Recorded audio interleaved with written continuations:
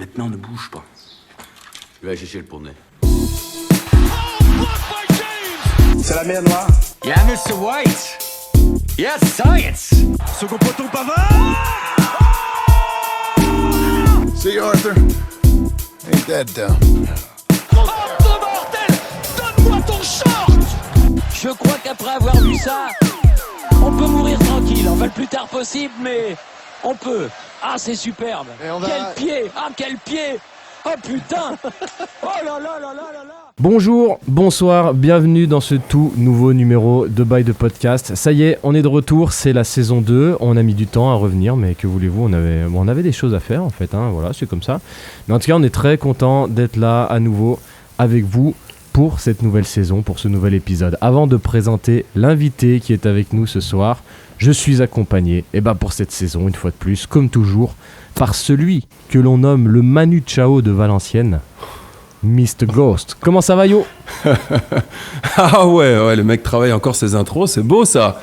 Bah écoutez les gars, moi ça fait trop plaisir d'être de retour dans By The Podcast pour une nouvelle saison. C'est trop cool. Je suis personnellement aussi excité qu'un jeune facochère en rut, hein. Ça faut le savoir les gars, soyez prêts, surtout les jeunes demoiselles. D'ailleurs, je passe un big up à tous mes jeunes marcassins, auteurs de petits larcins qui s'achètent des sables de marque à 5. Bienvenue à tous, on est de retour dans By The Podcast saison 2. Et il me dit, le gars a travaillé ses intros, quoi. Ah, gars, tu connais, hein. Je pense que c'était freestyle. Ouais, c'était que de l'impro, en fait, tu vois. Eh ben oui, bien sûr. Je suis un peu le Harry Mack de France, pour ceux qui connaissent. Ouais, on connaît. C'est le mec de Los Angeles. De ouf, il est pas trop de joli. Venice Beach. Ouais. C'est lui qui fait les impros dans la rue, c'est ça? Ah ouais. Incroyable. D'ailleurs, il est en tournée européenne actuellement. Je crois qu'il est à Toulouse demain ou ce soir. Pour ceux qui. Je suis bien au courant. Pour ceux qui sont là-bas. Ok, moi désolé les gars, j'ai pas d'intro, j'ai pas de texte, c'est pas des petits poèmes percutants. Écoute. Et oui, on est accompagné aujourd'hui par Mathieu Rochet. On est très content de l'avoir. Ça va Mathieu? T'es content d'être avec nous? Ouais, ça va, merci beaucoup pour l'invite. Moi je suis très content d'être ici aussi avec vous. Enfin, on est ici, je veux dire ici quoi. Oui. On est où? Et oui, dans la discussion là. On va être un peu transparent. On devait faire cette émission au mois de juillet à la base pour la sortie de ta série Lost in California. Malheureusement, le problème c'est que Mathieu travaille encore actuellement sur un Minitel de 1987. Allez, c'est parti, j'en étais sûr, on va transpirer. Je voulais pas trop transpirer, voilà, mais bon, allez-y. Allez-y, amusez-vous parce que mon MacBook, il est 2009, il est en parfait état en tant que machine à écrire. Ah. Et donc voilà, j'avais pas envie d'en changer moi parce que. Et puis voilà, on a trouvé une technologie en plus. Mais en plus, j'ai trouvé une technologie, voilà, qui nous permet d'enregistrer. Il a solutionné le problème. Et non, j'ai juste mis 3 mois, quoi, tranquille. Voilà. Et après, on a envisagé de se le faire en direct, et puis finalement, on n'a pas réussi. Mais ouais, mais ça aurait été cool. Enfin, après, voilà. Bon, je vous laisse faire. Pardon, je vais pas. Après, c'est pas simple. C'est vrai que Gianni, il est pas trop dispo. C'est un peu compliqué. Les mecs sont dispo. Et tu l'entends, il nous a mis plein de faux plans, quoi. De toute façon, Yo, tu sais quoi? Je vais te dire un truc, on va attaquer direct. T'as changé. Je veux dire, depuis que tu mets des vidéos et des citations de Michel Sardou en story Instagram, j'ai compris que t'avais changé. Ah ouais, non mais franchement, je suis pas un grand fan de Michel et encore moins de, comment ça s'appelle, Lac du Connemara là, je trouve ça beau, ici ma souhait. Mais franchement, sur ce coup-là, j'ai trouvé cool et c'est pour ça que je l'ai partagé, tu vois, parce que je suis sympathique quoi. Et percutant d'ailleurs. Ça a coupé pour voyez-vous. C'est moi aussi, ça a coupé, mais c'est parce qu'en même temps tu disais n'importe quoi. Ça a coupé au bon moment. Ouais, j'étais auto-censuré par la... Il est vachement bien ton logiciel Mathieu, que tu nous as trouvé, il censure les conneries. Ouais, uniquement les passages sur Sardou et Michel Leb. C'est la clean version, quoi, tu vois. Oui, voilà. Oui, téléchargez la dirty version plus tard, après minuit. On fera ça. Bon, c'est cool en tout cas, merci. Alors on est avec Mathieu, on va parler un petit peu de ce que tu fais, de ce que tu as fait, de tes projets, de ce que tu fais encore actuellement. Et puis on va parler un petit peu de choses et d'autres, notamment ton actualité, on va dire. En ce moment, c'est la sortie de ton projet Lost in California, qui est un petit peu une suite à un premier projet qui était sorti je ne sais plus quand, parce que j'ai préparé l'émission en juillet, donc je m'en souviens plus, mais c'est sorti quand? 2019, ouais, fin 2019. Lost in Traplanta, qui est, tu me dis si je le décris mal ou pas, mais un docu-fiction dans lequel un personnage, Larry, cherche, en tout cas dans Lost in California, à récupérer une maquette de Detox, le fameux album de Dr. Dre qui n'est jamais sorti. C'est ça, ouais. En gros, c'est ça. Ouais. Il part. Donc, c'est une histoire, une immersion musicale dans le LA d'aujourd'hui. Il part puisque ce gars Larry, qui est le français, donc qui un peu je sais tout, et il a promis une copie de Detox à sa copine, sans savoir que Detox n'existe pas, quoi. Donc, il a 4 jours pour trouver un disque qui n'existe pas, tout en connaissant personne à Los Angeles. Donc voilà, un peu de challenge. Et c'est cool. Pardon, je t'en prie. Non, voilà, du coup, c'est une sorte de comédie documentaire en mode série, quoi, puisque c'est Arte qui le sort. Comment dire? Ouais, Arte qui diffuse ça sur. C'est une série digitale, comme on dit, quoi. 5 épisodes. Voilà. Arte, ils sont toujours sur le bon bail, de toute façon. Bah, écoute, moi, après, je sais pas, on peut rentrer en détail là-dedans, mais c'est vrai que moi, pour le genre de doc que je fais, c'est un peu les meilleurs clients et les seuls, parce que du coup, sur le documentaire, un peu qui sort un peu tu vois, surtout par rapport à la musique, par rapport au rap, sur les autres chaînes, on va être un peu sur la violence ou sur l'argent, alors que là, avec Arte, on est quand même beaucoup plus, on a beaucoup plus de liberté, on peut faire des choses beaucoup plus fun et beaucoup plus, comment dire. Voilà, s'éloigner un peu du côté cliché de l'attention qu'on peut porter au rap dans les médias plus mainstream, quoi. Yes. C'est vrai qu'on parle souvent d'Arte dans cette émission parce qu'on a eu l'occasion avec des invités qu'on a reçus, et c'est vrai qu'on salue à chaque fois les choses qu'on peut trouver. C'est diffusé sur Arte, et c'est également, pour ceux qui veulent si jamais regarder, c'est sur YouTube, donc c'est gratuit. C'est tout en intégralité. Il y a Lost in Traplanta et Lost in California. Donc ici, évidemment, on vous recommande vivement d'aller voir ça. Et oui, en effet, c'est cool.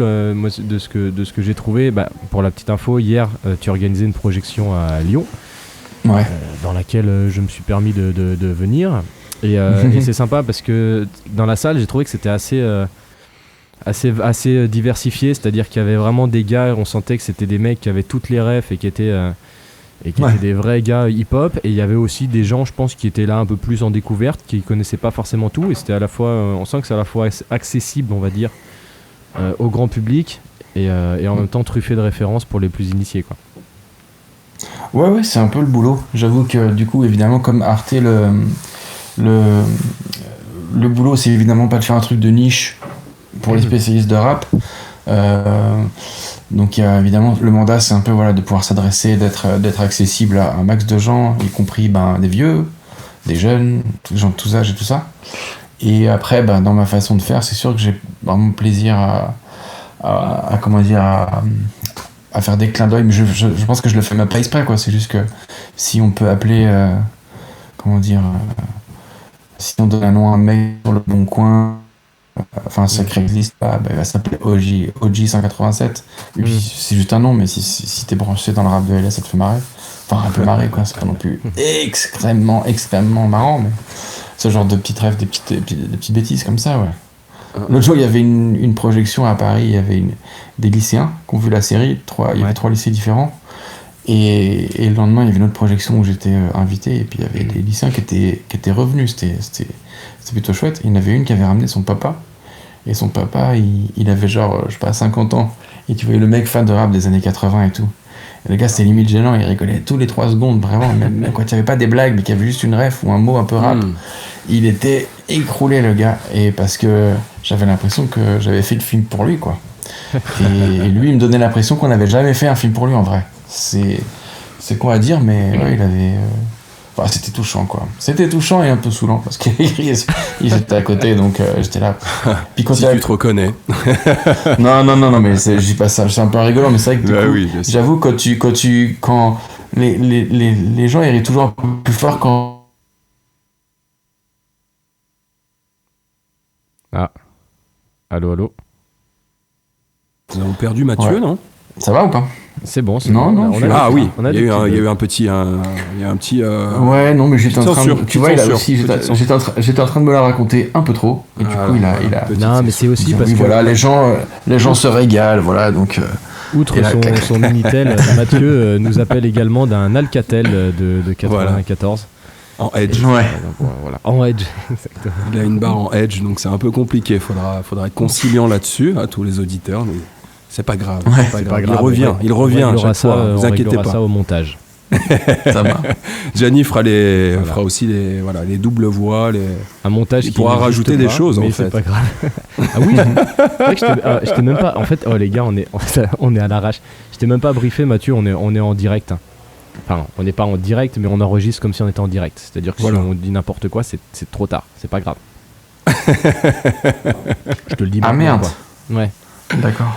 Voilà. Ok. Tu n'as pas le droit à l'erreur. Enfin, si, tu as le droit à l'erreur. mais Oh là là. Regarde quoi. Mais tu as le droit à d'assumer les critiques après, quoi. C'est important. On Bon. se lance, quoi, tu vois. On y va. Ah ouais. Mais Ok. c'est pas grave parce que j'ai cru comprendre que tu faisais aussi d'autres choses qui étaient un petit peu Ah, sur lesquelles il fallait aussi savoir parfois se lancer sans filet. Mais on en parlera peut-être après. On va peut-être pas enchaîner tout de suite là-dessus. On va ok, rester un ok. petit peu Mhm. Je tease. Ok. Je tease. On D'ailleurs, parle le gars, d'alpinisme. Les gars, regardez. Ouais, c'est ça. On t'appelle le jeune funambule du 9-5, ouais, ce qui paraît. Qui ça, moi Du 6-9. Non, je sais pas. Pourquoi du 9-5 Je ne sais pas. C'est à toi de nous le dire. Les départements, ça va... Bah non, ça va jusqu'à 9-5, vous êtes sérieux? Bah, 95. Ouais, bah oui. Tu sais, le 95. gars est nul en géographie. 95. Ah merde. Ah, mais méga... putain, mais- Mathieu. Ah ouais, je suis méga nul en géo, c'est vrai. C'est pour ça que je suis pas très inquiet pour la guerre en Ukraine, parce que je sais pas trop où c'est. Ouais, Ah oui. bah, Ça c'est sert un peu à ça aussi, j'avoue. c'est le continent. C'est à Ça me gauche, paraît hyper loin quand même. Ah, c'est à gauche. Ouais. Ça Ukrainien. dépend comment on se tourne. Genre- Ah ouais. Ah, d'accord. Et oui, parce qu'il y a ça à prendre en compte. Parce qu'en fait, oui, il y a la gauche et la droite, mais en fait, suivant comment on se tourne, ça change tout, quoi. Selon qui, ouais. Selon qui, selon où, surtout. Bah ouais. Et comment ça marche. en plus. Bon, quand c'est qu'on commence, les gars là Mais on a commencé. C'est déjà J'ai lui qui l'impression s'occupe de ça. j'ai l'impression qu'il faut un peu vous encadrer là. Je rigole là, mais parce qu'en plus on a parlé déjà 20 minutes avant que ça commence, donc bon. Ah merde. Ouais, ouais. Mais Mais là, ça non, mais non, mais ça, je pense que non, mais je rigole, mais ça sent qu'on est un peu, ça sent qu'on a déjà parlé avant, peut-être. Ah, mais tu sais, Pardon, Gianni, c'est un Mathieu, peu le on- André Rieu du bail de podcast. C'est lui qui gère tout ça, c'est le chef d'orchestre, le mec est. Non, mais on le savait mec pas est que facile. Mathieu était sensible aux choses qui étaient beaucoup plus raichées, donc on va rester sur quelque chose de. On va partir sur quelque chose de beaucoup plus travaillé. Donc Mathieu. Est-ce que vous pouvez pas me faire une ambiance un peu plus France Inter? Oui. Bonsoir. Non, le malaise et tout. Non, mais vas-y. Mathieu, pardon. après avoir découvert ta série, Parfait, j'adore. qui est faite, qui est sortie très récemment, ce n'est pas ton seul projet, puisque avant tu as sorti un autre projet, un petit peu dans la même veine, qui s'appelle Lost in Traplanta. Est-ce que tu peux nous en dire un petit peu plus? J'ai kiffé le ton là. Parfait. Ah, il est fort. Non, c'est bon, tu peux leur envoyer le lien.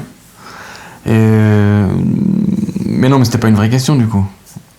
C'était pour faire Si, genre. c'est une vraie question, vas-y, parle-nous un petit peu de Lost in Traplanta aussi. C'est quoi le pitch? Ah, d'accord, ok. Et bah écoute, le pitch de Lost in Traplanta, c'était toujours le même personnage, Larry, donc interprété par Cody Kim. C'est un Français, Larry. On sait pas pourquoi il est à Atlanta, mais voilà, il est là-bas. Et pour impressionner son ex, il cherche à retrouver et reformer le groupe Outkast, qui est donc séparé depuis 15 ans, Mhm. un truc comme ça. Et donc évidemment, c'est une sorte de prétexte pour aller foncer rap d'Atlanta, et notamment toute la partie trap. Hein? Non, Toute la partie trap, on t'avait perdu. d'où le nom On- Traplanta, quoi. Ok. Ok. Donc immersion dans Atlanta, la ville de la trappe, d'où le nom Traplanta, quoi.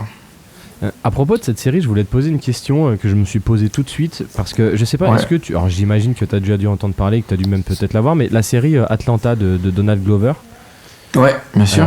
je suis magnifique. personnellement Très belle série. un immense fan de cette série, vraiment. Ah ouais, Et Mhm. moi, quand j'ai vu Lost in Traplanta, ça m'y a fait penser tout de suite, enfin évidemment parce que ça se passe à Atlanta, mais même j'ai trouvé des similitudes, tu vois, entre tu vois, la façon dont c'est filmé, parfois les plans un petit peu... un petit peu lointain, même tu vois, même j'ai trouvé que entre Earn, le personnage principal, et Mhm. Larry, il y avait aussi ce côté Mhm. un peu cette espèce Ah, de c'est marrant. d'innocence, tu vois. Enfin, je sais pas trop comment l'expliquer, mais en gros, ça m'a un peu marqué. Et je voulais Ouais. savoir si, est-ce que déjà tu l'as vu cette série? Oui, je l'ai vu, ouais. Et est-ce que ça a été directement ou indirectement une source un peu d'inspiration ou pas du tout? Non, pas trop, parce que j'ai vraiment beaucoup aimé cette série et je connaissais déjà un peu son travail. Je suivais, en tant que stand-upper, Childish Gambino, ses disques et tout. Pas méga fan de son rap, mais très fan de ce qu'il fait dans les films et tout. Ouais. Et donc j'avais écrit la série, j'avais fait mon pilote, et la saison 1 je l'ai vue, et ensuite j'ai tourné moi ma saison 1. Donc si tu veux, j'avais un peu déjà mon truc, mais j'ai pas... Ce qui était agréable, c'était de... Moi, j'avoue, ce qui m'a fait plaisir, c'est de voir que j'avais filmé des lieux que je vois aussi dans sa série. Et des lieux un peu, pas des lieux connus, mais des décors très typiques d'Atlanta, juste des murs intéressants ou des petits trucs, des trucs vers la voie ferrée, des choses comme ça. Ouais. Et du coup, je me suis dit, c'est cool, j'ai fait un c'est pas, j'ai l'air très content de moi, mais j'avais l'impression de trouver que j'avais fait des choix pas dégueux, quoi, vu qu'il avait les mêmes et tout. Mais après, sa série elle est fantastique, elle est vraiment après j'ai pas eu le souci de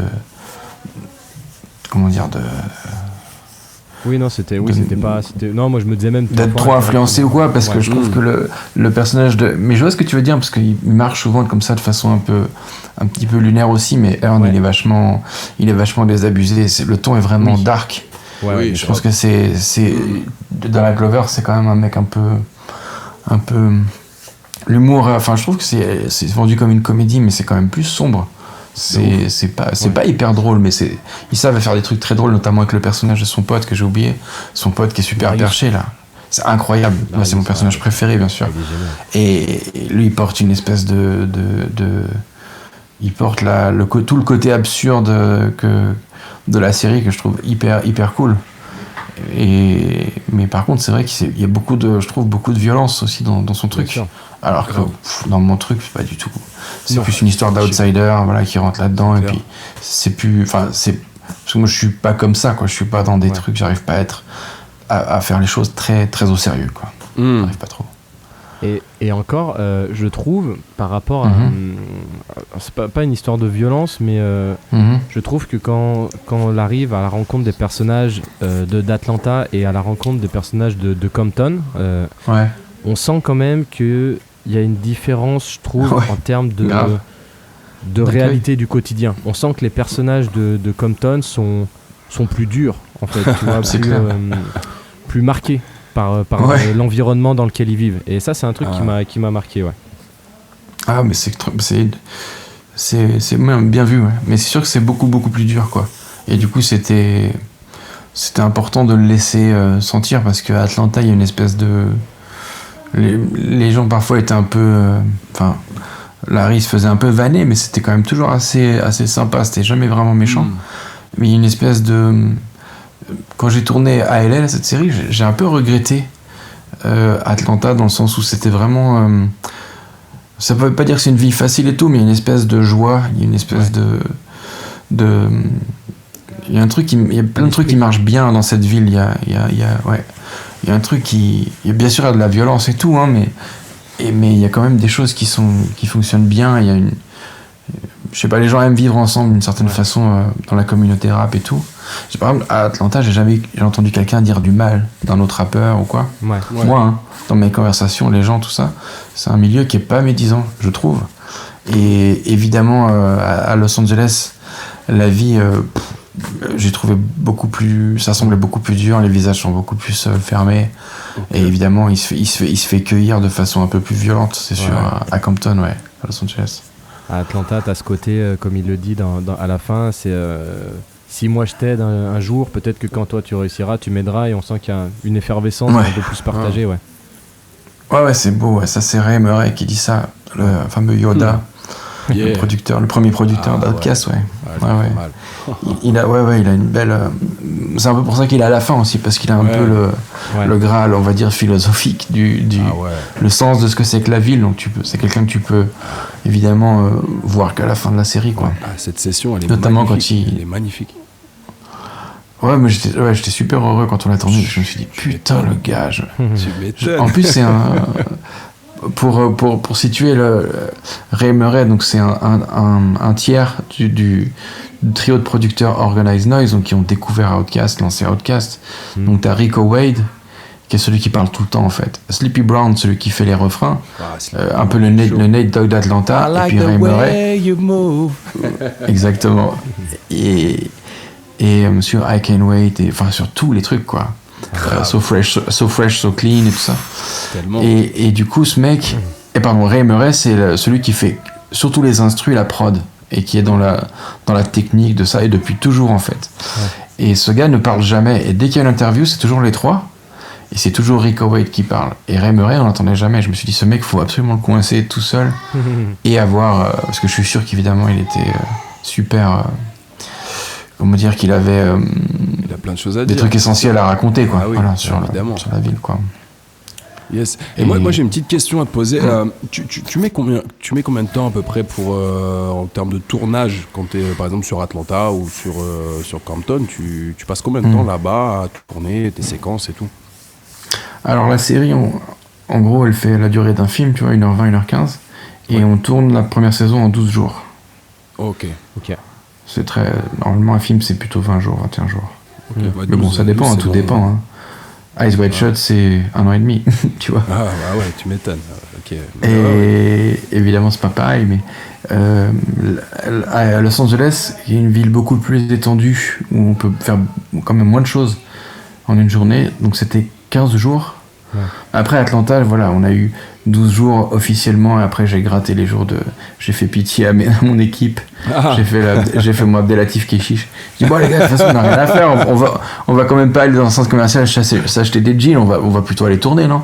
Et puis du coup, vu qu'on tournait quand même aussi beaucoup dans les strip clubs, et tous les gars ils ont dit cool. Parce qu'on a commencé le tournage de Trap de tous. Non, pas tous en vrai, c'est même pas vrai. Surtout moi et Cody en vérité. Et les autres sont c'est assumé, c'est beau. Ouais, non, il faut. Non, parce que le strip club, on peut en parler plus, mais c'est aussi selon où tu vas, la bouffe est bonne. Il y a des matchs de basket, des matchs de foot. Il y a évidemment l'aspect danse. Il y a aussi énormément de musique. Et si tu veux écouter vraiment le rap dans des conditions top, c'est vraiment là qu'il y a les bons DJ aussi. Donc c'est pour... Il y a le côté strip, évidemment, mais il y a le côté culture. Je vais pas te dire que c'est que pour les meufs et tout, quoi. Non mais c'est non mais t'as raison d'en parler parce que moi qui suis hip-hop fan de strip simplement club, et fan de non pas de strip club, je suis jamais allé, mais cette culture un peu de lancer un peu ces singles comme ça et de voir comment dans les strip clubs ça répond, c'est voilà pour surtout sur RTL, c'est vraiment le truc super important quoi. Si t'es chaud, tu passes dans les strip clubs, si t'as des bonnes vibes en retour. Tu sais que voilà, ton single il est chaud quoi. Donc c'est clair. En fait c'est les meufs qui sont les DA de la rue entre guillemets, c'est-à-dire que c'est elles qui elles réagissent positivement ou pas et elles font et elles défont la carrière des mecs. Parce que c'est déjà il y a que elles qui dansent donc si elles s'emballent pas sur ton truc, ça donne rien du tout. Donc c'est curieux parce que c'est une musique qui est très masculine.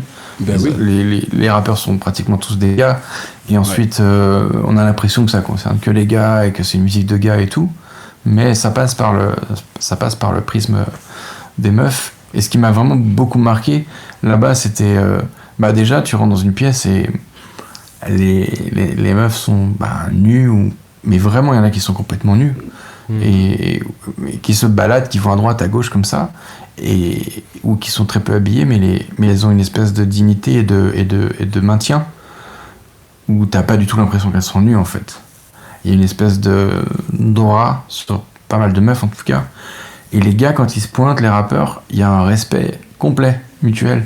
Les mecs check, les meufs ils se check, ils se parlent, et où c'est le hug mais pas appuyé, pas la main aux fesses, jamais, c'est pas du tout, c'est complètement hors sujet, il y a un respect total, c'est-à-dire que on parle de gens en fait, si tu veux, c'est un peu con mais c'est comme ça, mais je vais pas le juger, c'est pas ma place de le juger, mais les gars rappent, les meufs dansent et ils ont autant de followers et ils ont autant d'argent en fait, et donc ils ont besoin les uns des autres.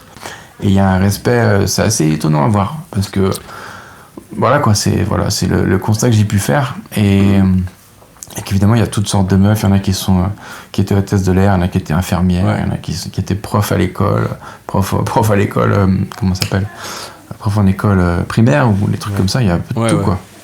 Et comme ça paye énormément, bon bah du coup voilà. Bien sûr, mais c'est ça aussi qui est bien retranscrit plutôt dans les deux, et surtout à Atlanta d'ailleurs, c'est que tu laisses quand même la parole à ces femmes pour s'exprimer, tu vois, c'est ça qui est cool. Donc en fait, tu montres un univers, mais aussi tu expliques, elles expliquent pourquoi et comment se passe le lieu, et c'est ça j'ai kiffé aussi, tu vois, tu laisses la place à ces femmes-là pour s'exprimer, donc c'est cool, t'es pas dans le cliché du délire du strip club version masculine, quoi, en fait. Donc c'est ça qui est intéressant. Moi, j'ai kiffé cette partie-là, quoi. Ah, merci, c'est cool. Mais c'est vrai que c'était un peu pas tricky, mais un peu délicat sur le patron, c'est un gars, son fils, c'est il est en charge aussi, Magic, et il est Magic. Et évidemment, tu passes par les gars et les DJ veulent.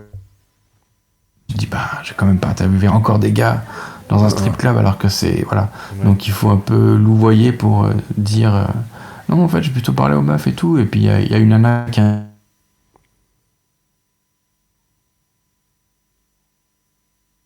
Perdu encore Mathieu. Les meufs qu'elle trouvait un peu.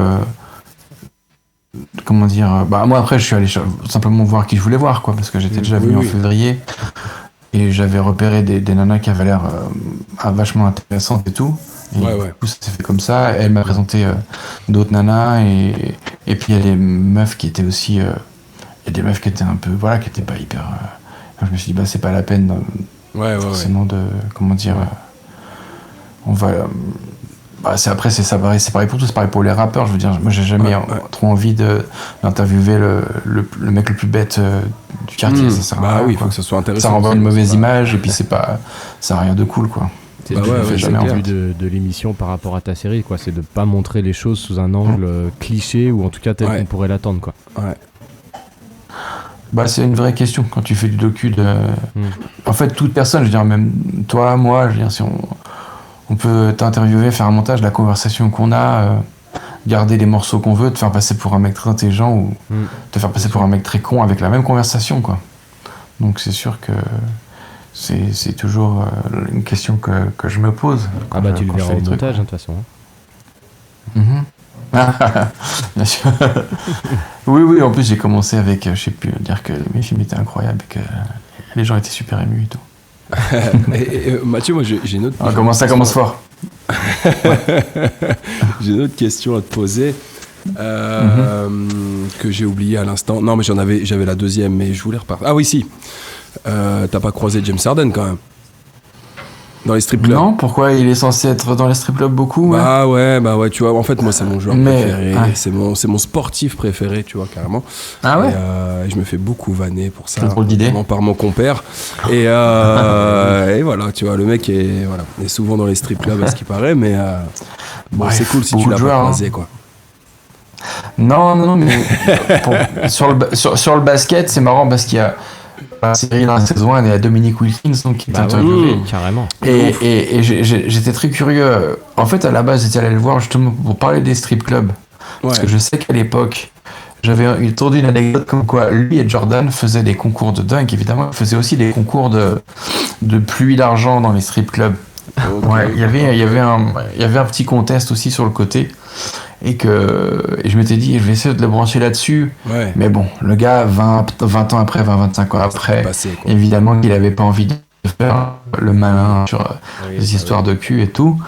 Et du coup, bon, là, je m'en suis servi différemment. Enfin, on parlait de différentes choses et tout. C'était cool, il nous a accueillis chez lui en plus, Wilkins. Donc, il me disait, c'est marrant que en fait, la loi en Géorgie et Atlanta, c'est que dans les strip clubs, on peut fumer. On peut boire et les filles sont nues.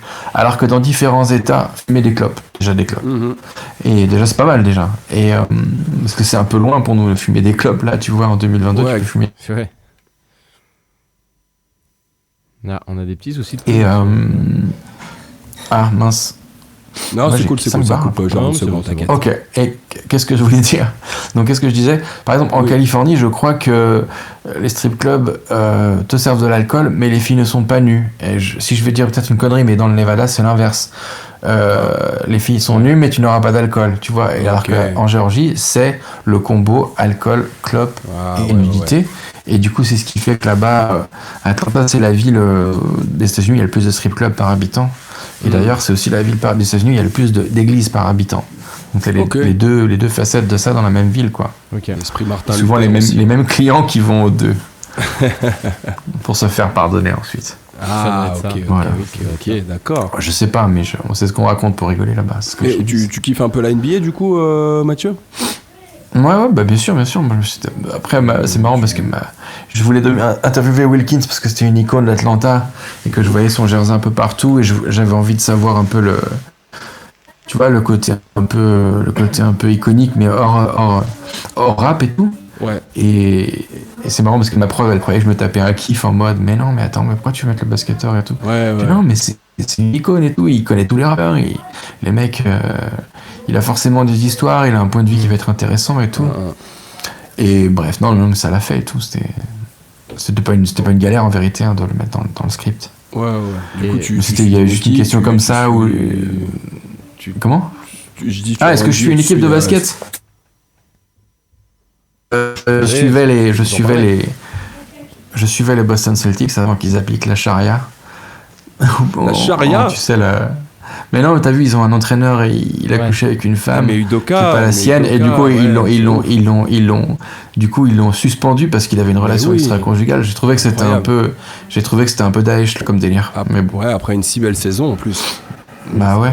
Bon, après ça n'a rien à voir, mais c'est le fait que apparemment c'était, je suis pas trop au courant, donc peut-être je me rétracterai si jamais on apprend qu'il a été très bizarre ou relou, mais apparemment elle avait juste une petite copine quoi dans le staff et une maîtresse quoi, et du coup c'est pas un truc tu peux pas aller en prison parce que t'as une maîtresse en fait, donc pourquoi on te punit sportivement, on te suspend pendant 1 an parce qu'en fait t'as juste une copine dans l'équipe, je comprends pas trop quoi. Ouais, c'est dommage. Je sais pas si moi j'ai. Alors, Voilà. c'est peut-être une connerie, hein. C'est peut-être une énorme connerie, mais je sais pas si j'ai pas vu passer un truc comme quoi c'était un peu plus.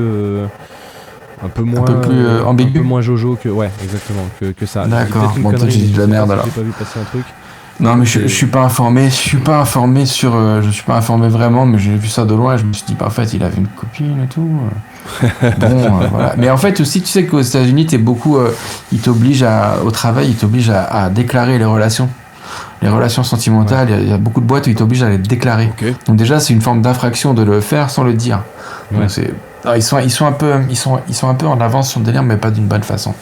Mais après je connais pas les détails de son truc et peut-être je vais me recevoir des mails de menaces et tout. Mais non. Pour avoir dit un truc. On discute librement. Mais en tout cas, on voulait passer quand même un gros big up à Rémi Reverchon, qui est notre parrain de Bail de Podcast. Et la NBA reprend très très bientôt, donc on est chaud là. C'est dans 3 semaines, hein. Ça fait plaisir. Tu suis qui toi? Moi je suis James Harden partout où il va. Donc là, je suis Philly, quoi. C'est fou, je suis Philly. Ça a été dur. Ça a été dur quand il a quitté Brooklyn parce que j'y croyais vraiment avec le trio Kyrie et KD. Et puis, puis là, c'est cool. Moi, en fait, Joel Embiid et James Harden, c'est mes 2 joueurs préférés avec Rudy Gobert, bien sûr. Mais voilà, donc j'attends de voir ce que ça va donner cette année. Mais ouais, je suis James Harden partout où il va. C'est mon sportif préféré. Si tu connais la blague sur il y avait une maman qui disait oh là mon fils a fait ses premiers pas aujourd'hui, son premier pas est carrément 1, 2, 3, 4, 5 pas, et un mec a dit mais c'est qui le père James Harden? Oh le bâtard. Moi j'aurais plus dit LeBron James dans ce délire là, mais bon pourquoi pas, pourquoi pas. Elle marche avec LeBron James, c'est sûr. Elle marche avec LeBron James aussi, ouais, c'est une variante. Tout dépend la côte où tu te situes aux États-Unis, quoi. Mais ouais, moi j'ai cru, tu sais, le film avec Vincent Lindon qui s'appelle La loi du marché. Ouais, j'ai cru que c'était un biopic de James Harden à la base, tu vois. Ok. Non, mais c'est cool, franchement.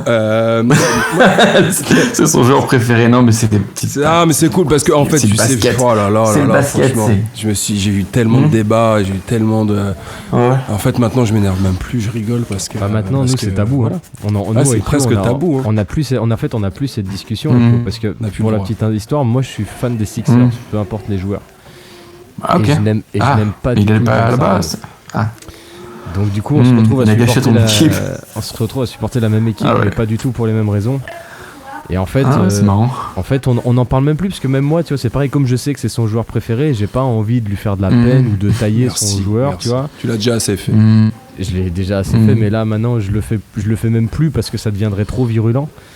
Et lui, bah forcément, il en remet pas des couches non plus. Donc en fait, on est sur une espèce de froid un peu au niveau statu quo. basket. De statu. Ouais.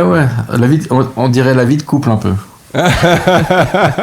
On parle de moins en moins de trucs, puis bientôt vous parlerez plus. Bientôt vous allez faire comme dans la chanson de Frank Ocean, vous allez partager juste un frigo et un podcast. Voilà. Bra. Et Mathieu, j'en profite pour rebondir sur le basket. C'est une question que je t'ai posée hier soir, mais j'avais lu dans une interview Pas mal. que dans je sais plus quelle interview que tu prévoyais que éventuellement de faire une série sur le basket en France. Et hier je t'en ai parlé et tu m'as dit non, mais c'est mort, ça intéresse personne. Ouais. Et Voilà. est-ce que tu peux m'en dire un peu plus, parce que je trouve qu'il y a une communauté basket qui est assez ouf en France et puis qui a surtout Non, ouais, bien sûr. évolution. Alors, oui, mais c'est le problème pour pas mal de choses qui sont. Comment dire ? Pour le rap, ça a été longtemps le problème. Pour le basket, c'est le problème. C'est-à-dire que les gens qui sont en décision, si c'est pas leur culture, si c'est pas leur truc, ils pensent que ça n'existe pas en fait. Tu vois ? D'accord. Ouais. Et du coup, le basket, le sport en général, pour les décideurs des chaînes, c'est pas vraiment de la culture. Le sport, c'est les ralentis. Ralentis, des gestes, des machins. Alors, il y a l'exception. C'est vrai qu'il y a un peu de... Sur le foot, il y a un peu, ok, c'est de la culture, on peut parler un peu de polyfoot et tout. Mais moi, c'est vrai que la dimension culturelle du sport, comme on peut le voir aux États-Unis, notamment chez ESPN avec la série de films 30 pour 30, qui a fait 30 films pour leurs 30 ans, avec des tas de sujets super bien. Tu vois, pour Tambi à travers les deux le genre Andrés Escobar et Pablo Escobar. Enfin voilà, des tas de films comme ça super bien, où du coup on parlait on se servait du sport pour parler de la société générale. Et du coup moi j'avais une idée de faire un film qui s'appelait Un prophète en survêt sur Moustapha Sonko. Et basket de rue dans le basket. Alors Mathieu, on a un petit peu des soucis pour t'entendre. Ça bug un petit peu. Ouais, exact. D'accord. Ça fait des petits bruits. Ça fait des... Ça coupe un petit peu. Et là ça va ou pas ? Ouais, là c'est bien là. Ouais, là c'est mieux. Ah. C'est mieux. Ok. Donc ouais, Un prophète en survêt, c'était en gros un film sur la décennie 90 et la transformation radicale du basket qui passe d'un sport un peu de campagne ou de ville moyenne qui devient un sport urbain en fait.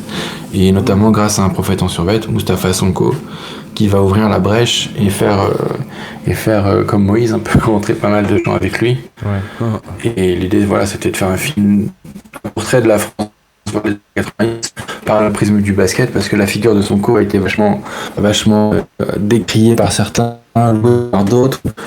Et c'était un peu la fin du basket pour certains, c'était un peu le renouveau pour d'autres. Enfin voilà, il y a beaucoup de choses à dire à travers son parcours et sa figure. C'est un parcours que je trouve très romanesque, parce que ça commençait avec le Red Outdoor de Nike et les gamins qui avaient envahi le Bercy, je crois. Il y avait cassé des portes, donc il y avait des dizaines de milliers de jeunes qui étaient rentrés Bercy parce qu'il y avait un concours de basket de rue. Et c'était au JT, donc c'était, tu vois, le basket qui se faisait parler de lui pour les mauvaises raisons. Ouais. Et ça se finissait avec un peu une victoire, enfin une défaite à la Rocky, c'est-à-dire une victoire dans pardon, je sais pas si c'est clair, mais avec en 2000, les JO de 2000 où la France gagne la médaille d'argent. Ouais. Sonko est médaillé, mais il est... Mathieu, est-ce que tu as Et des c'est un peu soucis comme de Rocky, quoi. C'est-à-dire qu'il, en vérité, réseau? Mathieu, ouais. de On a réseau. l'impression que tu as des soucis de réseau. Ah merde. Ouais, tu. Non, parce que je suis Griffon, vraiment. Antoine, quoi. J'ai 5 balles. Non merde. Qu'est-ce que je peux faire du coup? Attends, je vais essayer de faire. T'inquiète. Ah, tu vois, on l'a reperdu. Ouais, bah ouais, après c'est les aléas de la saison 2, hein, c'est comme ça. La C'est saison les- 2, c'est on y les va un petit aléas peu du plus freestyle, podcast, en mode d'une manière street générale, life. hein, c'est toujours, on est toujours à la pointe de la technologie. Oui, après c'est toujours un peu street life. Tu Par vois, contre, c'est là, ça, je crois qu'on c'est l'a ça. perdu vraiment définitivement. Ah, donc il va falloir un petit peu meubler, Tout à comme Evan. Tout à fait. Oh, c'est cadeau, Gianni. Oh, je l'avais pas. Joli. Ah, Elle est alors, belle ou pas Mathieu Franchement, revient. elle est belle. Ah, Mathieu- ouais. He's back. Est-ce que c'est mieux au niveau son là ou pas? Niveau son, on est pas mal. Au niveau son, Ok, on est bien, mais super. c'est, je sais pas, des fois il y a des, tu sais, comme des petites interférences, comme si tu venais Mais là, ça a l'air dans d'aller. là. l'espace-temps. Si c'était dans un micro-ondes.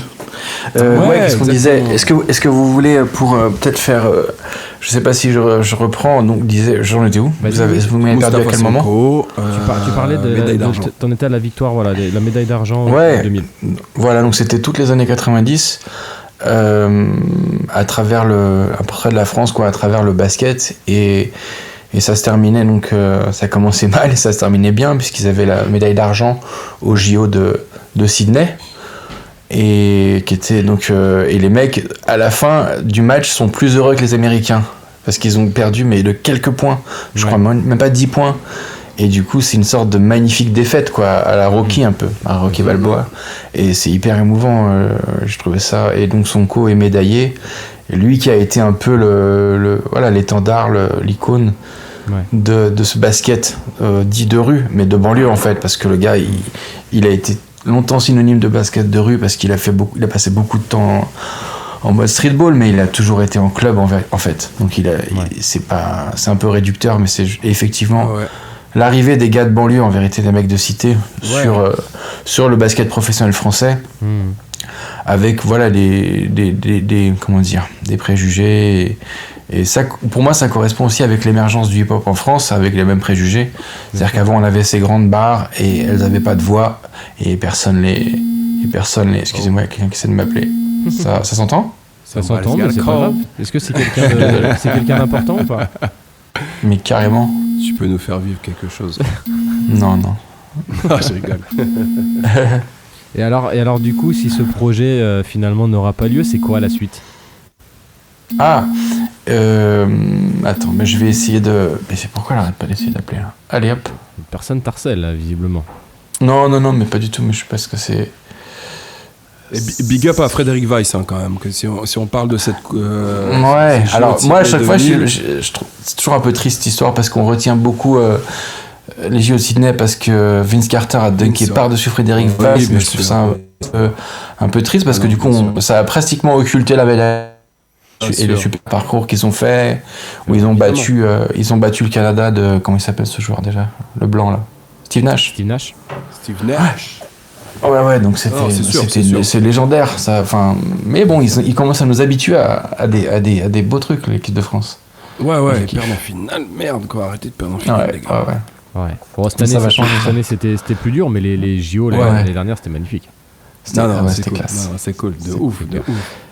Du coup, qu'est-ce qu'on disait? Ouais, alors la suite, le truc c'est que du coup, avec mon projet, on est allé à droite à gauche avec mon pote producteur Rémi Riboulet, et on n'a pas trouvé une chaîne intéressée en vrai, même si Canal ça aurait pu être vraiment leur truc parce qu'ils ont vraiment été la chaîne du basket dans les années 90. Mais oui. Mais bon, ça se fera peut-être plus tard, ou je sais pas, mais c'est.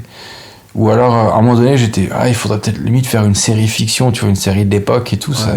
Parce que en plus, c'est un beau truc, Paris en 95.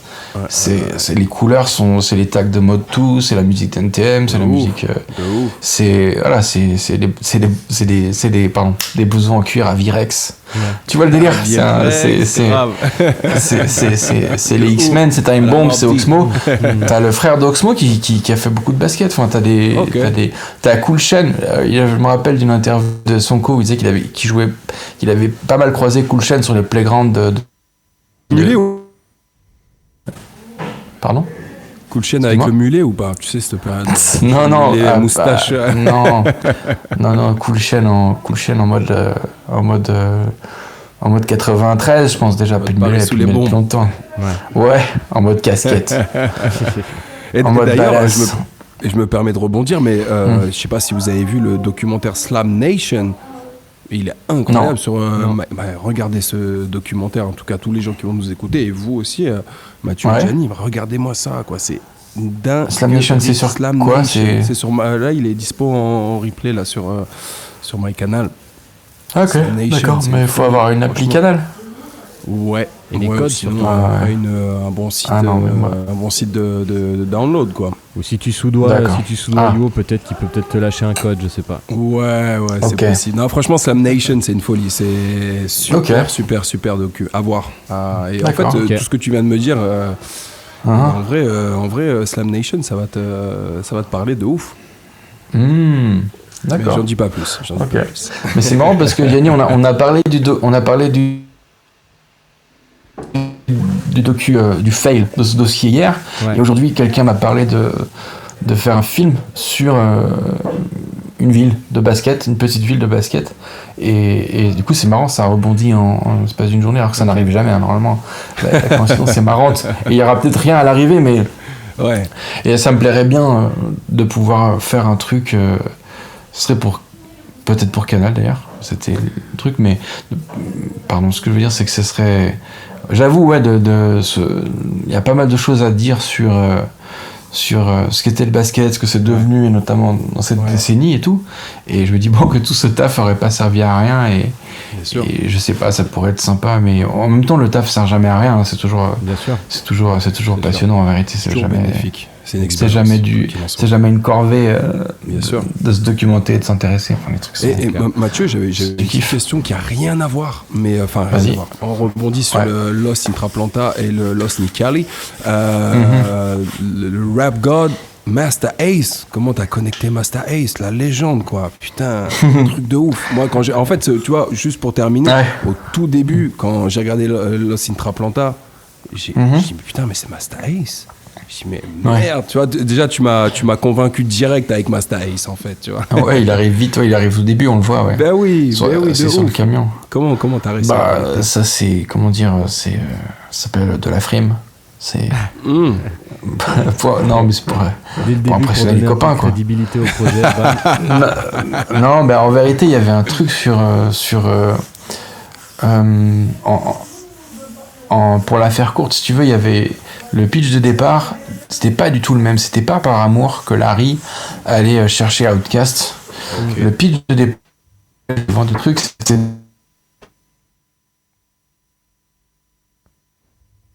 nous avons God lui apparaît, le dieu du rap lui apparaît.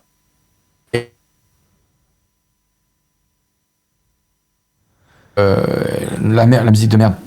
Disons pas la musique de merde, mais une épidémie de trap musique. C'est-à-dire que moi j'ai rien contre la trap, mais le fait qu'elle est pompée dans le monde entier, tu vois, aussi bien à Séoul, à Paris, à Berlin, à Moscou, ils font de la trap.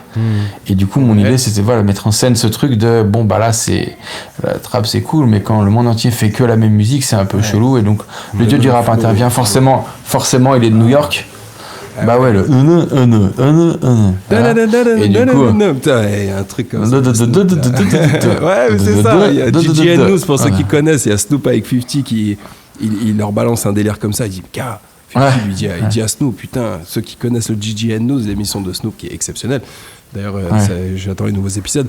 Mais putain, mais les gars, 50 Cent, il regarde Snoop, il dit putain, mais les gars, ils rappent tous pareil, tu vois, c'est quoi, toujours le même flow, il n'y a aucune créativité. Ouais, c'est copié, ouais. Les gars, stop, quoi. Où est la créativité? C'est la base du hip-hop, c'est d'être créatif, tu vois. Donc, après, c'était pareil, à un moment donné, tout le monde a copié Mobb Deep aussi, tu vois, à un moment donné, tout le monde a voulu copier. Ce son-là, tu vois, même Booba l'a fait, Nautique l'a fait. Bien sûr, c'est ce que Paris l'ont fait. Bien sûr, c'est ce que donc les rappeurs parisiens qui le disent. Hein. C'est l'influence de Mobb Deep sur le rap parisien a été exceptionnelle, quoi. C'est sûr. Mais ouais, Masta Ace. Du coup, Masta Ace, parce que du coup, pour moi, donc le dieu du rap devait être incarné par un rappeur new-yorkais. Et mon idée, c'était soit Prince Paul, soit Masta Ace. Ouais. Et le truc, c'est que Masta Ace, non, j'ai pas. Mais cool, mais pour moi, non, j'avais pas pensé à KRS. Mais en fait, Masta Ace, je le connais. Ouais, mais Masta Ace, je le connaissais depuis 10-12 ans déjà. J'avais fait la première chose que j'ai filmée en documentaire en 2009. C'était, on était allé à la rencontre de Masta Ace à Canarsie, c'est-à-dire au fin fond de Brooklyn, East New York. Et du coup, il était en train de donner un cours, enfin, il était coach d'une équipe de mecs de 14 ans de foot US. Et donc, c'était vraiment une belle scène, c'est-à-dire qu'on a fait l'interview là-bas dans les gradins et en même temps, on filmait lui qui coachait les gamins, qui étaient, tu vois, des petites crevettes, des mecs tout maigres, des gamins grands mais tout minces, avec des grosses tenues de foot US et tout. Et c'était, et je le voyais et je me disais, putain, il a vraiment une aura, un truc de ouf. Un truc un peu à la Denzel, c'est-à-dire que Denzel, il joue toujours des hommes ordinaires, mais avec un maintien et avec une espèce d'aura et de dignité, tu vois, remarquable. Et donc un homme simple, mais un sacré bonhomme, quoi. Et donc sa voix, évidemment, je la kiffais. Et depuis ce jour, je me suis dit, putain, mais il faudrait qu'il joue dans un film, quoi. Ce mec, j'aimerais trop faire un film juste pour le faire jouer dedans. Et du coup, cette idée m'a jamais quitté, quoi. Je me suis dit, c'est lui. Et voilà, et du coup on a fait, je l'ai contacté, il a kiffé parce que c'est toujours, enfin il a kiffé. On se connaissait déjà, donc on s'était revus un paquet de fois, aussi bien en France ou à New York. Et du coup on avait gardé un bon contact, sans te dire qu'on est potes, hein, parce qu'il a pas du tout mon âge et j'ai jamais vu beaucoup sourire, tu vois, Masta Ace. En vérité, c'est pas quelqu'un qui sourit beaucoup, quoi. Et là, du coup, arrivé sur à Atlanta, il détestait la ville. Parce que, pour l'anecdote, il avait failli emménager là-bas en 79 avec sa mère. Et ça s'est pas fait parce qu'elle avait trouvé un job et finalement, le truc a sauté. Donc je pense qu'il aurait pu être un mec d'Atlanta, en fait. Tout petit, quoi. Ah ouais, ok. Je sais pas quel âge. Ah ouais. Il avait peut-être 10 ans, tu vois, en 79. Et du coup, je sais plus son âge exact. Il est de 66, ouais. Il est de 66. Ouais, et donc il avait 13 ans, c'est ça. Et donc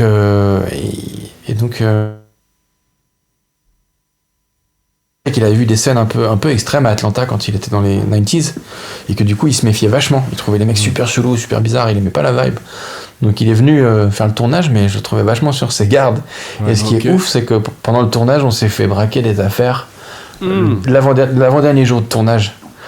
Et en fait, on terminait une scène où il tournait avec Cody, une scène que j'ai jamais utilisée, hein, parce qu'on les voit jamais ensemble. Et il y avait une scène un peu où il apparaissait à Cody, et voilà, il lui disait d'aller trouver Outkast et tout. Et on tourne à East Point, donc c'est le quartier d'Outkast. Et on finit la scène, à un moment on entend un bruit là. Et Ace, il me dit, on dirait du verre brisé et tout. Et je me dis, putain, c'est notre camion, on est en train de taper notre camion. Et du coup, j'ai couru, et j'ai pas réfléchi parce que j'ai mes réflexes de français là. Donc je cours, en mode on nous vole un truc, donc je cours. Et je vois un gars qui sort du camion avec un sac. Et ça va très vite et je réfléchis pas. Et je crois que le sac, c'est les affaires d'Émile, mon chef-op. Émile d'Arveblanc. Son sac, et il a des objectifs des années 70 qu'il a mis un temps fou à trouver. Et donc, dans ma tête, je me dis, ces objectifs, il faut pas les perdre. Donc, je cours pour attraper le gars. Et en fait, je contourne le camion. En fait, il y avait une voiture. Getaway car, comme dans GTA. En fait, le gars était pas tout seul, et si tu veux, le truc va vite, et moi j'ai toujours mes petits réflexes de français où tu attrapes les gens, quoi, tu peux attraper les gens. Et je pense pas du tout que tout le monde a des guns, en fait. Et j'arrive dans la voiture, enfin pas devant la voiture, à côté de la voiture, et le mec monte dans la voiture, et j'essaie d'ouvrir la portière. Et dans la voiture, il y avait 4 gars avec des cagoules, et ils m'ont regardé comme ça. Damn. Et j'ai fait ok, ah merde. Et donc c'était vraiment bizarre le regard des 4 mecs en cagoule. Et heureusement la portière était fermée, parce que franchement si je suis rentré dans la voiture, je sais pas ce que j'aurais fait. Et surtout je sais pas ce que eux ils m'auraient fait. Ça aurait été la fin de je sais pas comment tu serais sorti. La fin des haricots. Je serais revenu en sapin. En sapin, pour tous sapin Airline. Ceux qui connaissent pas Masta, ceux qui connaissent pas Masta Ace, allez écouter Disposable Hearts, les albums là. Take a Look Around. Long Hot Summer, c'est des albums de légendaires qui sonnent 2000 en fait. Et ce mec-là, en live, si vous l'avez jamais vu, allez voir Master Ace, c'est des leçons de hip-hop, il y a tout ce qu'il faut. Quoi. Il est incroyable ce mec, c'est un modèle. Toutes les époques en fait, et il est encore fresh même maintenant. Quoi.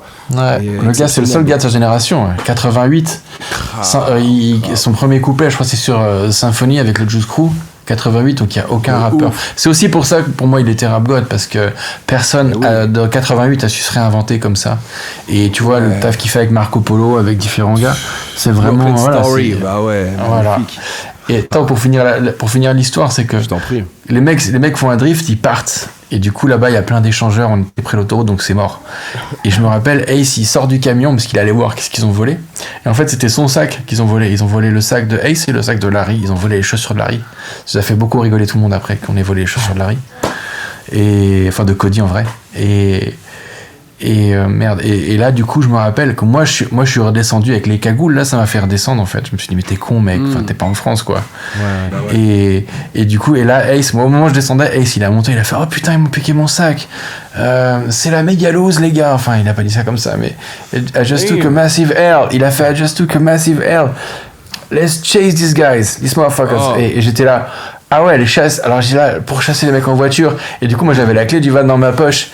Et il dit, c'est qui a la clé du van? Et moi je fais, je sais pas, je crois que c'est lui là-bas, peut-être c'est Emile et tout. Parce que je me suis dit, dans ma tête, j'ai vu les gros titres, j'ai vu Légende du rap de New York décède dans un crash de voiture à Atlanta. Et je me suis dit, mais c'est mort, qu'est-ce qu'on va faire? On va dans notre espèce de Chrysler de merde, on va poursuivre une Nissan Altima avec des gars avec des cagoules et des guns. Ça va rien donner. Et en plus, cette voiture là, des méchants là, elle a été retrouvée par les flics criblés de balles quelques jours plus tard, quoi. Non. Donc ils sont tombés sur des gars qui étaient pas comme nous, quoi. Ils sont tombés sur les gars qui étaient enfouraillés comme. Mais Atlanta, c'est une drôle d'expérience parce que tout le monde a un gun sauf nous, hein. Donc c'était vraiment. Ils sont très très armés là-bas. C'est un peu l'envers du décor de. Tu sais que j'ai halluciné parce que les gens portent à la ceinture là-bas. Ouais. Okay. Et je me rappelle le premier jour où je me baladais, je sors d'un magasin de disques et je vois un motard avec une moto fluo, une combinaison incroyable et un gun à la ceinture, mais je fais mais quoi? Et du coup après j'ai regardé et c'est open carry, c'est-à-dire que c'est comme dans les films de western, ils portent à la ceinture s'ils veulent et puis c'est cool, quoi. Et puis évidemment que personne n'embête personne quand tout le monde porte à la ceinture, y a pas d'embrouille, hein. Les gens sont polis, quoi. Enfin, sauf pour les Français qui se baladent avec un van et qui eux on n'en pas, quoi. Le van est de la bêtise à revendre, ouais. C'est ça. Pardon, je t'ai coupé, t'allais dire un truc au début. Non, pas du tout. Merci pour cette anecdote. Je voulais juste, les gars, ça fait 1 heure déjà d'émission. Sérieux? Ah bon? Ah ouais. Waouh, le temps passe vite, c'est toujours comme ça dans le podcast, quoi. C'est vrai que... du coup, je pense que j'aimerais bien qu'on switch un peu sur autre chose parce que tu fais pas que de la réal et des docus. Tu fais aussi autre chose, Mathieu. Bah oui, je fais du stand-up, ça fait 2-3 ans. Ouais, alors c'est bien déjà, j'allais te demander si t'avais toujours fait ça ou si c'était assez récent, donc merci pour ta réponse. J'ai une chance de légende, mais que j'ai commencé 1 mois avant le Covid, donc voilà. Quand les gens te disent je fais du stand-up depuis 2-3 ans, ça veut dire qu'il y a quand même une année un peu tout seul une année tout seul un peu dans ton salon, quoi. En fait, ça fait 3 semaines, mais officiellement. En vrai, oui, en vrai, je crois que j'ai joué. J'ai repris vraiment. Attends, quand j'ai repris. En fait, j'ai joué 2 fois l'année du Covid. 2 fois, ouais.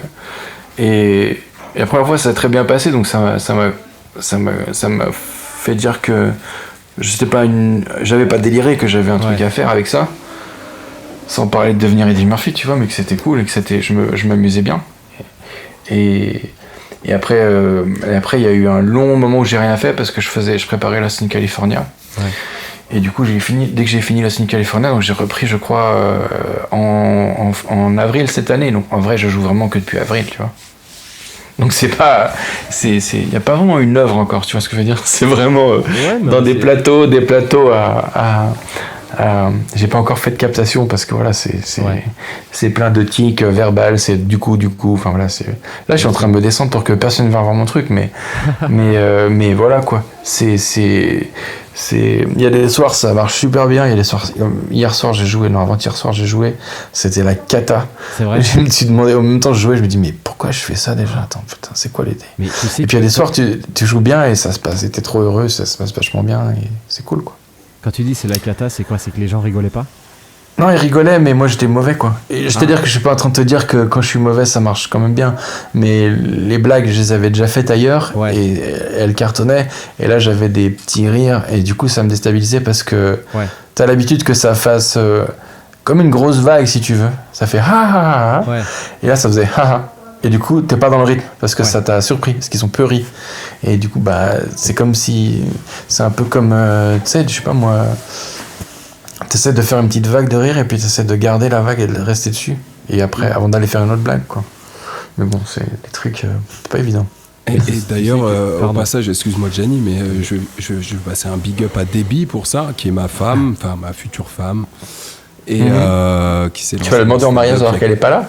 Je l'ai demandé en mariage cet été. Elle a dit. Elle a dit bravo, félicitations. Voilà, j'ai mis mon petit genou à terre. Ah oui, génial. Tu vois, il y a même des calls en même temps, quoi. Les gars, ça y est déjà. Voilà, sans domination. Non, mais voilà, big up à Debbie parce que elle a fait son truc aussi, tu vois. Et c'est un bon. Surtout sur Lyon. Super. Grave. Je sais plus, ça s'appelait comment les. Ah merde, j'ai oublié. Elle a joué à Lyon, tu veux dire? Ouais, elle a joué à Lyon, c'était pas les tremplins du rire. Ah putain. C'était un truc comme ça. Si, c'est un truc qui s'appelle comme ça. Ouais, il y a un truc qui s'appelle comme ça. Ouais, il y a un délire comme ça, quoi. Le tremplin du rire, je sais plus où c'est. Mais c'est. Putain, il y a un truc à écrire en même temps. Bref, du coup, le stand-up, quand j'ai vu que toi tu faisais du stand-up, je me suis dit, putain, c'est un bon délire, tu vois, on va relier tout ça, quoi. Donc, big up à Debbie, big up, si tu nous écouteras dans quelques jours. On est là, on est ensemble. C'est assez ouf. Avant que tu nous en dises un peu plus sur les impressions et tout, moi en fait, justement là, quand t'as dit bon, ça va pas trop marcher ce soir-là, ça m'a rappelé une anecdote que je voulais vous raconter. Parce que je trouve que faire du stand-up, moi c'est un truc genre qui me terroriserait, tu vois. Ah ouais. Dans le sens où c'est pas le fait de monter sur scène. Nous avec eux, on fait un peu de musique, tu vois. Même beaucoup. Pourquoi un peu? Et le problème, c'est que tu vois, la différence, c'est que laisse-le finir. quand tu fais de la musique. Ouais. Alors c'est toujours bien d'avoir un retour du public, mais si t'en as pas, c'est pas grave. Tu vois ce que je veux dire? T'es dans ta musique, tu fais ton son, et puis si les gens réagissent pas, c'est pas très grave. T'es dans ton délire, t'as pas forcément des moments de solitude. Alors que là, quand tu fais du stand-up, tu attends quelque chose, tu vois, t'attends quand même le rire. Et s'il est pas là, ça peut être gênant. Et moi j'ai vu il y a quelques temps, il y avait Pierre-Emmanuel Barré qui était passé à Grenoble. Ouais. Et en première. Et il a floppé. Non, c'était exceptionnel. Je te laisse finir. Ouais. Mais en première partie, c'était un espèce de concours, en fait. Et il y avait 4 humoristes qui succédaient, qui faisaient 10 minutes chacun. À la fin, il fallait voter, etc. Ouf, c'est beaucoup 10 minutes. Et quand ça marche pas. Et en tout cas, et justement, alors, les premiers étaient exceptionnels, vraiment super. Le deuxième, c'était pas mal, mais en tout cas, moi j'étais moins fan, mais elle a déclenché des rires, c'était cool. Le troisième était bon. Et en fait, la dernière, elle est arrivée. Et en fait, c'est même pas que c'était pas drôle, c'est qu'on n'a pas compris. En fait, elle avait un spectacle, elle a pris un extrait de son spectacle, mais on comprenait pas vraiment où elle voulait en venir. Et en fait, personne ne rigolait, mais c'est même pas que c'était pas drôle, c'est que les gens ne savaient même pas en fait quand il fallait rigoler. Et le problème, donc, c'est que ça a commencé à devenir long, il y avait un silence, et en fait, elle, la pauvre, elle a commencé aussi à perdre ses moyens, en fait, à être déstabilisée. Et en fait, on a vu quelqu'un vraiment en direct commencer à se liquéfier, tu vois. Et c'était horrible à vivre comme moment. Et d'ailleurs, elle a même pas fini en fait son truc. C'est qu'à un moment, elle a ramassé ses affaires, elle est partie. Je pense qu'elle a craqué, elle est partie. Et en fait, ce moment-là, et je me suis dit, mais ça, enfin, c'est un truc de ouf, quoi. Je veux dire, ces moments-là à traverser, ça doit être. Et du coup, évidemment, beaucoup de respect pour les gens comme toi ou Debbie qui font ça. Et t'en as eu des moments un peu comme ça ou pas encore? Et est-ce que tu les redoutes un peu? Est-ce que, enfin, tu vois, c'est un délire, quoi, parce que du coup, t'es quand même toujours dans l'attente de quelque chose. Il faut que t'aies ce retour. Non, j'ai jamais eu d'horribles trucs où personne rigole, mais moi, ce qui m'est arrivé, c'est que pour une raison ou une autre, ou des fois tu sais même pas, t'es pas bien à l'aise, t'es pas bien dedans, et du coup, ça se sent. Et ce que t'as vu, c'est quelqu'un qui était pas à l'aise, et même si les blagues sont ok et que les gens peuvent un peu rire ou quoi, si t'es pas à l'aise, tu passes pas un bon moment, et personne peut passer un bon moment parce qu'il le voit bien que t'es pas dans tes trucs. Donc moi j'ai pas de grande de grandes théories là-dessus, mais Ça m'est déjà arrivé, ouais, En fait, la première fois que j'ai joué, ça s'est vraiment passé bien, c'était hallucinant, mais genre c'est comme si tous les tirs y rentraient, quoi, tu vois. Ouais. Et j'avais besoin de faire le truc, et je savais que, comment dire, c'était pas que drôle, c'était un truc que je pensais vraiment. Ok. Et donc, je me suis dit, bah, tu vois, si tu parles et que tu penses vraiment un truc et que t'es pas juste là pour être rigolo, mais que t'as un truc à dire, bah, c'est cool, tu le dis, puis voilà. Et la deuxième fois, comme ça avait trop bien marché, je me rappelais d'une interview de Dave Chappelle où il dit que la première fois qu'il a joué, ça avait marché. Et du coup, j'étais là, ah, d'accord, donc je suis peut-être un génie, en fait. Donc, la deuxième fois que j'y suis allé, j'étais en mode, je vais tenter des trucs de ouf, et je vais faire des voix, je vais imiter des trucs. Et juste... Il y a un gars au début qui m'a fait une vanne, un gars du public qui m'a fait une vanne, et ça m'a déstabilisé, et après j'étais comme un avion, et ça, j'ai dit mon truc vite, et j'étais pas bien, et je regardais mes pompes, et je regardais pas les gens et tout. Et puis heureusement il y a un gars que je salue qui s'appelle Lionel Lacroute, son vrai nom, qui est venu me voir et qui me dit, ouais, c'est son vrai nom, et il fait du stand-up et tout. Il m'a dit, mais Mathieu, tes blagues elles sont cool et tout, c'est bien écrit, mais faut que tu regardes les gens, faut que tu te poses, faut que tu nous regardes, faut que tu nous parles en fait, et que tu nous le dises à nous et tout, et prends le temps et tout, c'est une interaction, et tu te feras plaisir. Et du coup, heureusement qu'il m'a tu vois, il m'a un peu dit, ben ça va, t'es pas nul, c'est juste que tu prends pas trop comme il faut, fais ça, quoi. Et du coup, les autres gars, c'est vachement sympa parce qu'il y avait d'autres gars qui avaient senti que j'étais pas bien et qu'ils savaient très bien que je commence parce qu'ils se connaissent tous. Ouais. Et ce soir-là, il y a 3 gars qui m'ont dit, hey, mais j'ai un plateau, tu peux venir et tout. Et c'était vraiment en mode rescue, quoi. Genre, non, mais arrête pas, quoi. Okay. Et c'était super sympa, tu vois. Pour ça, la scène de Lyon, je sais pas comment c'est ailleurs, mais ils ont vraiment fait ça, les gars, et j'ai trouvé ça super sympa de m'inviter. C'est vraiment pour me signifier de pas lâcher l'affaire, quoi. Tu vois un peu, c'est mignon, hein, comme histoire. Ouais. Bah, c'est cute. Donc ça a été la pire fois, et puis ben voilà, et puis sinon il y a eu plutôt des il y a une fois le problème que j'avais, c'est que j'écrivais 6 ou 7 heures par jour des blagues, et j'étais un robinet qui fuit, quoi. Et du coup j'arrivais pas à faire mes autres boulots, et notamment j'espère qu'elle ne m'écoutera pas, mais grâce à Tarapolanta, j'ai signé un film de cinéma, une comédie policière. Ouais. Et à un moment où j'ai signé ça, j'étais en mode, je découvrais le stand-up et c'était parti. Et du coup, j'avais accompli un rêve, c'est-à-dire signer un vrai film de cinéma, une vraie comédie. C'était un rêve et je l'ai signé et j'étais pas en train de le faire, du coup. C'était curieux, j'étais en train de faire autre chose, j'étais en train d'écrire des blagues 6-7 heures par jour. Et le truc, c'est que je jouais 7 minutes par semaine. Donc il y avait un truc, j'écrivais beaucoup trop, quoi. Et du coup, à un moment donné, je me suis dit, il y avait une fois où j'ai repris, et je me suis dit, bah je vais arrêter d'écrire des tonnes de trucs, là, je vais arrêter. Et je vais jouer des blagues que j'ai déjà fait, et que j'ai déjà écrites, en fait, je n'avais pas déjà joué, mais... Et du coup, je m'étais dit, mais c'est dans mon quartier, et je venais d'aller à ma banque, et ma banquière, elle s'était pété la gueule. J'avais demandé une attestation d'assurance, elle s'est dit, mais venez dans mon bureau, mais un peu comme dans un film de cul, tu vois, un peu genre, allez, venez dans mon bureau, on sera mieux. Et venez dans mon bureau, Mathieu. Et bien sûr, non, mais elle avait une voix comme ça, tu sais, en plus c'était une jolie meuf et tout, elle dit, mais venez dans mon bureau, on sera mieux. Je fais, hein. Et elle s'est levée, et elle est tombée par terre. Donc c'était très bizarre, puis c'était période Covid, donc... donc c'était un enchaînement, c'était un peu du platane, du Eric Judor. Et du coup, c'était Covid, donc je savais pas, j'osais pas lui donner la main. Et comme c'est en plus une banquière, j'avais pas non plus envie de l'aider, tu vois, donc c'était bizarre. Et je m'étais dit, ben c'était un moment super awkward et très marrant, donc je m'étais dit, je vais pas faire de nouvelle blague, je vais juste mentionner, parce que je jouais en bas de chez moi, à côté de ma banque, je vais juste mentionner que voilà ce qui est arrivé avec ma banquière. Et j'ai dit, il y a des gens du quartier dans la salle, et il y avait personne du quartier dans la salle, il y avait juste une nana qui lève la main. J'ai dit, t'es du quartier, mais tu travailles pas au Crédit Agricole quand même. Elle a fait, bah si, je suis ta banquière. Mais non. Et du coup, j'ai fait, bah j'ai raconté la blague, tu vois. Au lieu de dire elle, bah j'ai dit tu, parce qu'elle était dans la salle, et c'était très très marrant. Et les gens ils croyaient qu'on avait fait un gag, ils croyaient qu'on avait fait un pning, tu vois, que j'avais le complice. Et du coup, je devais jouer J'avais joué 7 minutes et le truc, il a duré 25 minutes. Ah ouais. Et du coup, c'était vraiment un bon souvenir parce que et le gars m'a laissé jouer évidemment parce que, enfin, je joue pas évidemment, mais parce qu'en tout cas, il m'a laissé jouer et c'était cool. Il m'a pas engueulé après en mode parce que il s'est passé un truc sympa et donc il a laissé quoi. Voilà. Et les gars, en fait, pour revenir au délire du festival, j'ai trouvé le nom, c'est les Lions du Rire. Ah ouais, je connais. Enfin, je l'ai jamais fait, mais je vois ce que c'est. Ouais. Donc, Big Up des billets, elle vient de m'envoyer là. Je lui ai dit, putain, c'est quoi ce festival? Elle m'a dit, ok, c'est les Lions du Rire. Ouais, c'est un truc connu ici, ouais. Par contre, Mathieu, pour la petite histoire, tu viens de citer Platane de Eric Judor. Ah oui. Ouais. Hier soir, à un moment, t'as fait une vanne à un gars, et je t'ai dit, putain, ça c'est comme dans Platane d'Eric Judor, t'as vu? Et tu m'as dit, non, pas du tout. Ouh. Je te jure que c'est vrai. C'est vrai, mais j'étais bourré, mec, hier. Tu sais que j'étais bourré quand même. Ah ouais. On venait juste de se dire bonjour. C'était au tout début. C'est vrai. Tu faisais une vanne à Yanis. Ouais. Et je t'ai dit, ouais, mec, c'est exactement comme dans Platane de Eric Judor. Tu l'as vu cette série? Tu m'as dit non. Je t'ai dit, bah, tu devrais la regarder, c'est exceptionnel.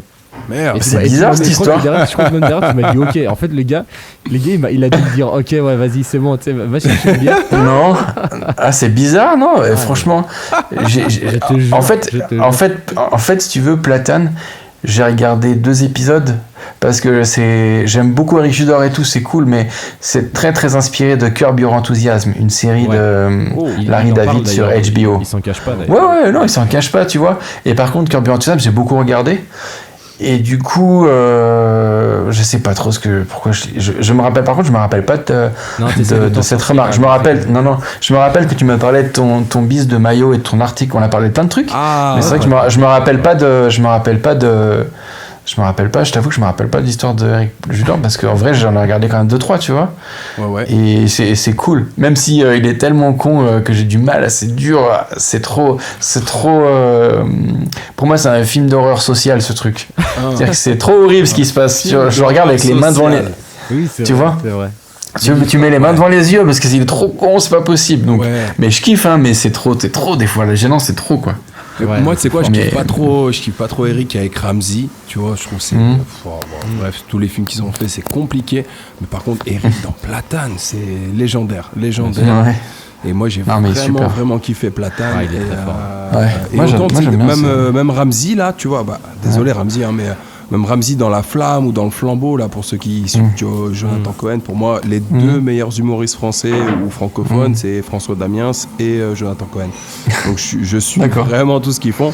Et moi j'adore Ramsey. Je le trouve pas ouf, tu vois. Et moi je trouve qu'il a un panel beaucoup plus étendu que Eric. Ah ouais. Mais après Eric, ce qu'il fait, c'est très bien. Mais Ramsey, il peut faire du drame, il peut faire vraiment toutes sortes de trucs. Je trouve qu'il est vachement beaucoup plus versatile.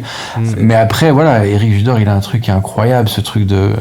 Déjà, il a de gogol, comme il dit là, tout ça. Ouais. T'as la môme 2.0, quoi. Ouais, j'ai pas vu ça, c'est quoi déjà? C'est dans la saison. Ah non, c'est la saison 1, la môme 2.0. Ouais, ah, moi j'ai pas. Non, moi j'ai pas vu Platane. Ah, c'est. Désolé. Non, j'essaie de le refaire, mais. Non, les gars, j'ai pas vu, je vois pas de quoi vous parlez. C'est le mec est fou en fait. Et c'était exactement ça, quoi. C'est exactement putain, ça. Mais genre j'étais accueilli comme ça, quoi. Je me suis dit, putain, c'est lui, Mathieu Rochet. Le gars, il y a un peu le boulot. Qu'est-ce que c'était que cette soirée hier, quoi. Putain. Et est-ce qu'on big up DJ Green Giant ou pas? Allez. Moi j'ai pas envie de le big up parce qu'il va à New York là, il va à New York une semaine là. Juste viber et tout. Je dis mais tu vas faire quoi? Il me dit vibe et tout. Je fais enculé. Putain. J'ai pas envie de le big up du coup moi. Il est cool. Non, c'est mon grand copain, ouais.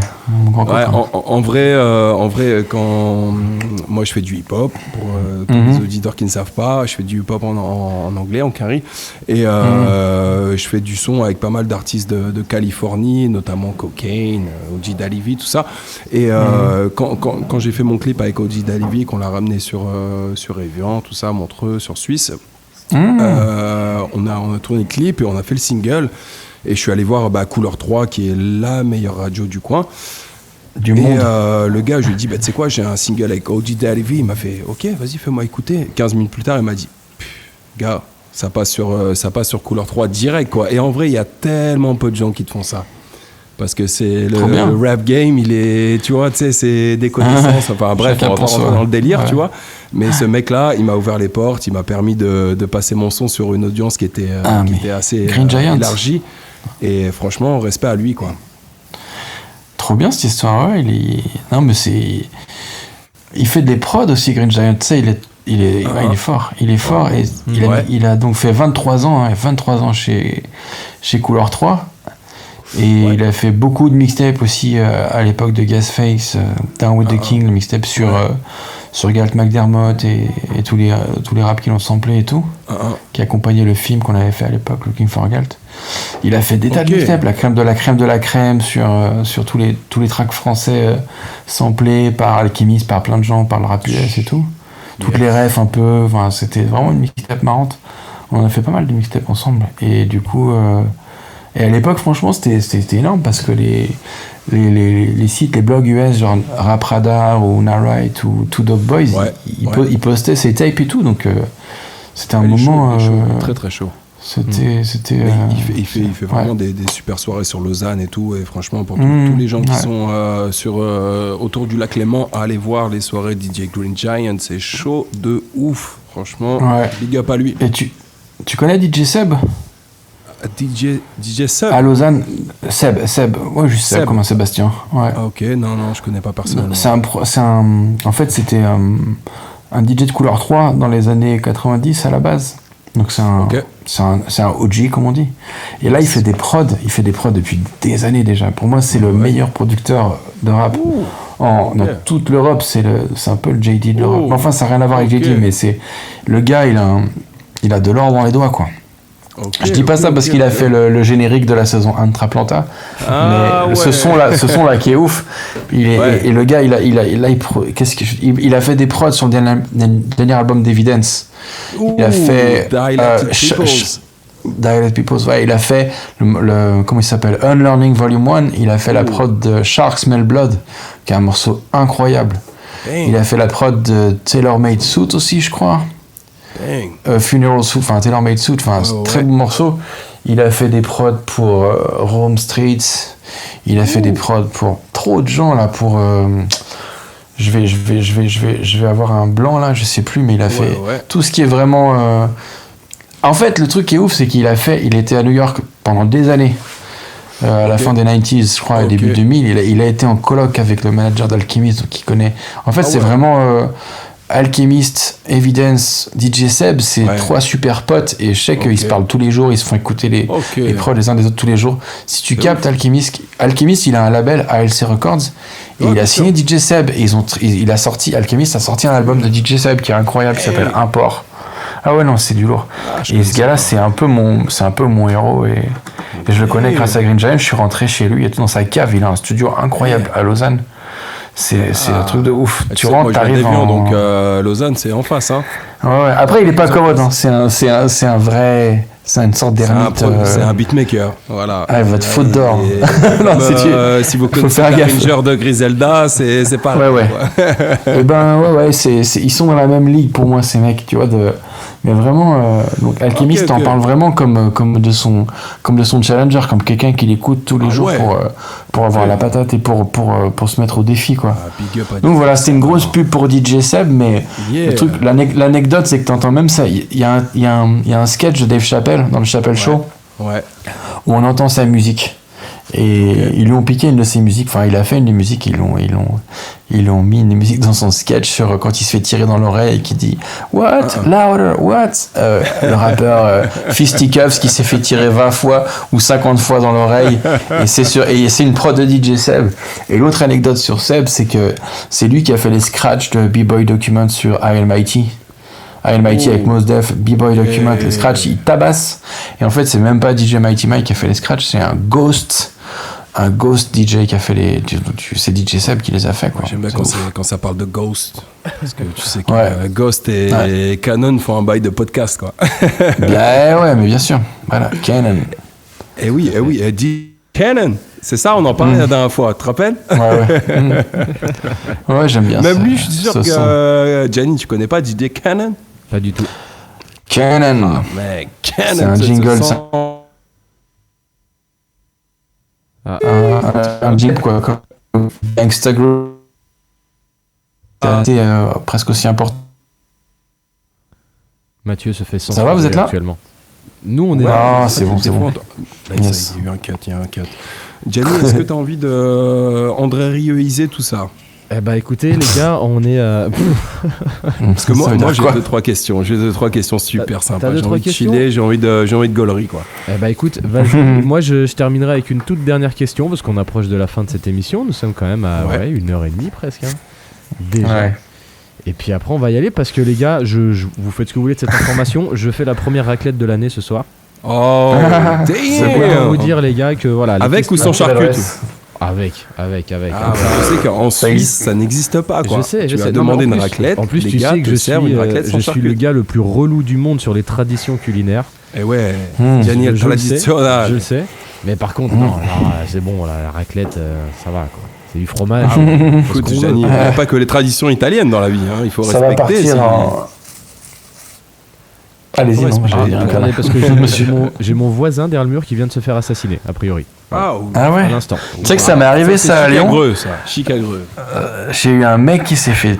Il y a eu un meurtre. J'ai emménagé dans un appart là, logement social. Ah, c'était ouf. J'étais emménagé. Une semaine après, meurtre. Ah ouais, c'est. Ambiance. À côté, Ouais, délire. à côté de chez toi. Et tu t'es pas posé. Le- de questions, L'étage au-dessus de chez moi, quoi. C'était dans le troisième, là, vers De quelle manière? De quelle manière? la place Roger de Lille. Couteau. T'as pas été inculpé parce que je sais pas, c'était quand même en termes de coïncidence, c'était quand même Ouais, bizarre. ouais, il y a un côté un Non, peu non. T'as des choses à nous dire? T'as des choses Ah, à préciser aujourd'hui? Non, mais c'est pour dire quand ça t'arrive, c'est ouh. Oui, Ça je- fait, ouais, ça fait, ouh, ça fait les petites frissons. On a eu ça l'autre Alors- jour au bar à Grenoble. Jeudi de l'angoisse. On est ouais, Mais un peu le toute la semaine. Même ambiance, on sort du bar et il y a un mec qui venait de sauter du toit. Arrête, ouh là là, c'est génial, ça part en couille le podcast là. C'est ouais, on sort du bar, les pompiers, Alors. qu'est-ce qui se passe? Et Yann dit bah le gars il a sauté Ouais. là-haut. On a fait ah bon, d'accord, bon bah ok. Mais le ça problème, va, il c'est vous a que- pas embêté? bah, le truc c'est que quand tu sors du bar à 1h du matin, tu prends les choses avec un espèce de détachement Ouais. vis-à-vis de la gravité de la situation qui est assez étonnant. tu vois. Le houblon avait coulé à flot, quoi. C'est-à-dire que bon, il a sauté, Mhm. puis tu fais bon, ah ouais, putain, c'est haut quoi. Et puis, Ouais. bon, ok, bon bah on rentre les gars. Ouais. Ok. Et Pardon, Yo, Juste t'avais sans, dit- sans rebondir dans le Il avait délire, deux, mais, trois. Ouais, sans rebondir pour le coup, cette fois. rest in peace Coolio, quoi. Excellent. Ouais. Franchement, les gars, ça fait 2 jours, je suis pas bien, quoi. Putain, tu Ouais. te lèves, tu vois, rest in peace Coolio. En plus, tu regardes, t'es dans le thème de Lost in Traplanta, Lost in Cali, et tu sais, c'est Ouais. pour ceux qui ont regardé Lost in Cali, vous savez comment ça se termine, quoi. Par Avec par quelle musique ça se termine? Ça se termine avec Coolio, avec Fantastique Voyage, parce que là, il a fait un fantastique voyage. Mais Waouh. c'est fou de se dire, tu vois, Coolio, il est mort, et le dernier chèque de royalties qu'il a eu, c'est moi qui l'ai signé, quoi. Et peut-être même qu'il a lu mon Damn. chèque et qu'il a fait quoi, c'est tout? Et qu'il a eu une attaque. Damn. vrai, C'est horrible, hein. Rest in peace Coolio, franchement, tous les gens, enfin moi je vois tous les articles, les gens ils disent quoi? Ils disent bon, Gangsta Paradise. Gangsta Paradise. Non, il se fout de sa gueule et tout, ça m'énerve un peu, ça me Tu vois, saoule. c'est mainstream, tu vois. Mais en vrai, Coolio, c'est pour tous ceux qui ont suivi sa carrière, c'est une légende. C'est une légende. C'est le mec qui a découvert Raskas. Et en vrai, je voulais Ouais. rebondir sur un truc en plus, c'est que Même Snoop, il le big up dans Doggy Style. Même Snoop, il le big up. Oui, bien sûr. Bah, Coolio, Dans- c'est un OG, c'est un Crip, c'est un OG. Il a- C'est un OG. En plus, j'avais failli l'avoir dans le doc. J'avais hésité parce que je voulais avoir un des anciens du Compton Posse pour l'épisode 2. Ouais, Tu vois, quelqu'un ouais, que Larry croise par hasard dans Compton. Ok. Et du coup, j'ai mis King T à la place parce que King T, il a toute une histoire avec, il a toute une histoire avec Dre. Et il est bien vraiment. Et voilà, c'était le premier mec signé chez Aftermath quand il a arrêté Death Row, tout ça. Bien sûr. Et du coup, je me suis dit plutôt King T. Et puis, c'est vrai qu'il a l'influence qu'il a eu même sur des mecs comme Biggie et tout. Donc, je me suis dit que j'étais sûr. plutôt parti. Mais j'avais Ouais, hésité sur DJ Pooh, ou bien Ouh. Coolio, ou bien DJ King T et Friday. tout. Voilà, DJ Pooh qui est réalisateur maintenant, ouais. Qui a fait les plus belles prods pour Ice Cube et tout, quoi. Et Coolio, ça m'aurait fait délirer, mais je m'étais dit que ça allait être compliqué de le faire aller dans la rue à Compton pour faire une espèce de rencontre accidentelle, tu vois. Ce qu'on a pu Ouais, faire avec bien King sûr. T, en fait. Mais qu'on t'as a pu pas faire plus rencontré facilement. OG Dalivi à Compton? Non. Putain, c'est fou. Non. C'est fou. Bah non, c'est pas fou, parce que j'ai pas non plus été traîné des heures et des heures en mode... Ah ouais, Tiens, parce que tiens, c'est mon frérot, c'est mon grand frère, c'est mon parrain de la musique, tu vois, OG Dalibi. Moi, c'est Compton, c'est OG Dalibi, quoi, tu vois. Il est dans quel coin à Compton? Ah, je sais pas, franchement. Non, j'étais aussi sur MC8. Je voulais aussi avoir MC8. Mais voilà, et puis tu vois, même... Après, les gens, tu vois, RBX qui est de Long Beach, c'est des gens qui peuvent... qui ont, voilà, s'ils ont fait un peu de sous, ils peuvent avoir bougé assez loin de Compton, de Long Beach. Je sais plus où il était, RBX, mais il était méga loin de je faisais 1h30 de voiture tout à fait à l'est, donc c'était... Il est après les RBX ou pas? Bah t'as vu ou quoi, on lit même pas, il rentre même pas dans le plan. Avec sa petite chanson et tout là, en mode... Ouais. Après Larry il est pas bien grand, donc ça, moi après le... Oui, bah oui. Ouais non, il fait une demi-tête de plus que moi, ouais. Il fait 2 mètres facile, 2 mètres facile. Ouais. Et Snoop il est encore plus grand je crois. Ouais, Snoop il fait un truc comme 2 mètres, 1,98, un truc comme ça, non? Ouais, la taille de Jordan, mais attends. Bizarre ça. De ouf. Et Mathieu, on switch sur un autre truc Vas-y, si tu veux, de podcast. Vous faites ce que vous voulez, les gars. C'est le pêle-mêle en fait. Vous êtes chez vous. Prêt ou pas pour le pêle-mêle? D'accord. Ah, il y a quoi, pêle-mêle, c'est quoi? La marque de vêtements? Je te pose une petite question. Si t'avais un homme ou une femme pour illustrer le nouveau billet de banque, ça serait qui? Mais c'est des monuments, des euros. Je suis désolé, je te casse ton délire. Ça serait le viaduc de Millau. Alors. Non, mais ouais, attends. Si je pouvais mettre de la tête de quelqu'un sur de l'argent? Bah ouais, grave. Allez, c'est facile. Je mettrais Ambroise Croizat. Personne ne sait qui c'est, mais c'est le mec qui a créé la sécurité sociale.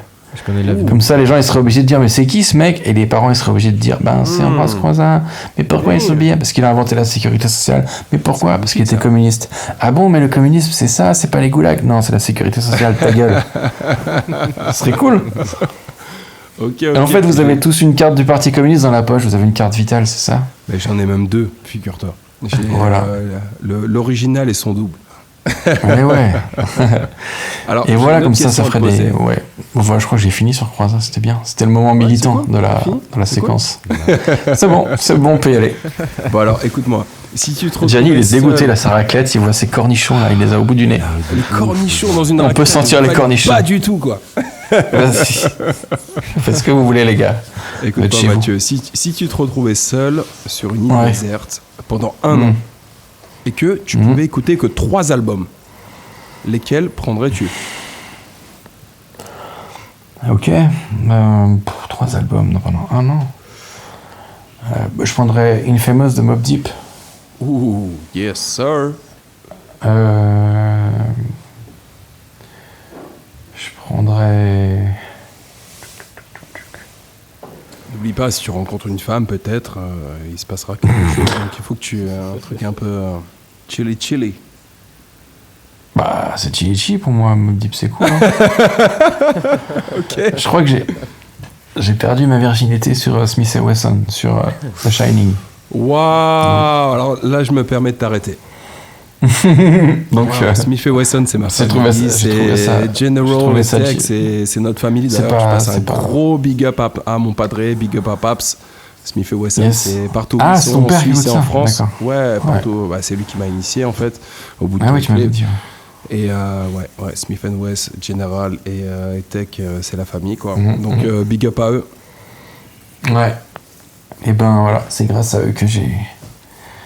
Bah, tu leur diras. Je vais faire une blague sur Bootcamp Sleep, mais j'ai pas Bootcamp Sleep. Il faudra la traduire, celle-là. Il faudra la travailler un peu plus. Donc j'ai encore 2 albums à te dire. Ok. Doggy Style de Snoop. Yes. Doggy Style de Snoop, ça c'est mon morceau. Tu restes préféré. sur du hip-hop. Je reste sur du hip-hop, mais après, qu'est-ce que je pourrais mettre Attends, qu'est-ce que j'écoute tout le temps en ce moment, moi? J'écoute tout le temps du Gregory Isaacs. J'aime bien le reggae. J'aime bien Inika Modze. J'aime bien les trucs, tout ce qui est proche de Sly and Robbie. Mais... il vais dire une connerie peut-être, mais dans le reggae, il y a moins le truc des albums, comme tu vois, dans grave. le rap, quoi. C'est plus, tu vois, t'as souvent des rythmes, des collections de singles, quoi. Et un autre album. Ça se trouve, je vais regretter après. C'est pas facile, hein, mais tu pars là sur une île déserte, mec. Attends, je vais regarder ce que j'ai dans. Je vais vite fait tricher. Mais je vais le mec triche, quoi. non, mais parce que sinon, moi, ce que j'ai en tête, c'est Enter the Wu-Tang, le premier album du Wu-Tang. Voilà, c'est mes trois. Ça, c'est mes trois super albums que. Mais après, non, est-ce que je me mettrais pas un petit truc de funk sur le côté, là, truc cool comme ça, mais. Un petit funk, un peu de. Non, mais tu vois, j'aime bien les autres trucs, tu vois. Cet été, là, on écoutait beaucoup Queen. J'aime beaucoup Queen, Freddie Mercury et tout. Ça m'a beaucoup touché, ça. T'as le droit de toucher après, tu vois, moi, je suis pas. Je t'avoue que je suis pas un gros connaisseur. J'ai connu les comment ça s'appelle, Greatest Hits, là, les trucs vraiment. Donc voilà, j'ai pas été. Ça marche aussi. Hein. Ouais. Et 3 films, tu partirais sur quoi, sur 3 films? Ah, il y a un écran et un DVD là-bas et tout. Ouais, de ouf. Ok. Il y a tout ce que d'accord, 3 films. Alors, moi, c'est pas si, ça va être. Je vais moins hésiter. Les 3 films, je pense que je prendrais. True Romance de Tony Scott. Ok. Et écrit par Tarantino avec non, comment ça s'appelle, Arquette. C'est pas Patricia Arquette, si, c'est Patricia Arquette et Christian Slater et Christopher Walken et Dennis Hopper et James Gandolfini de Soprano dans un tout petit rôle.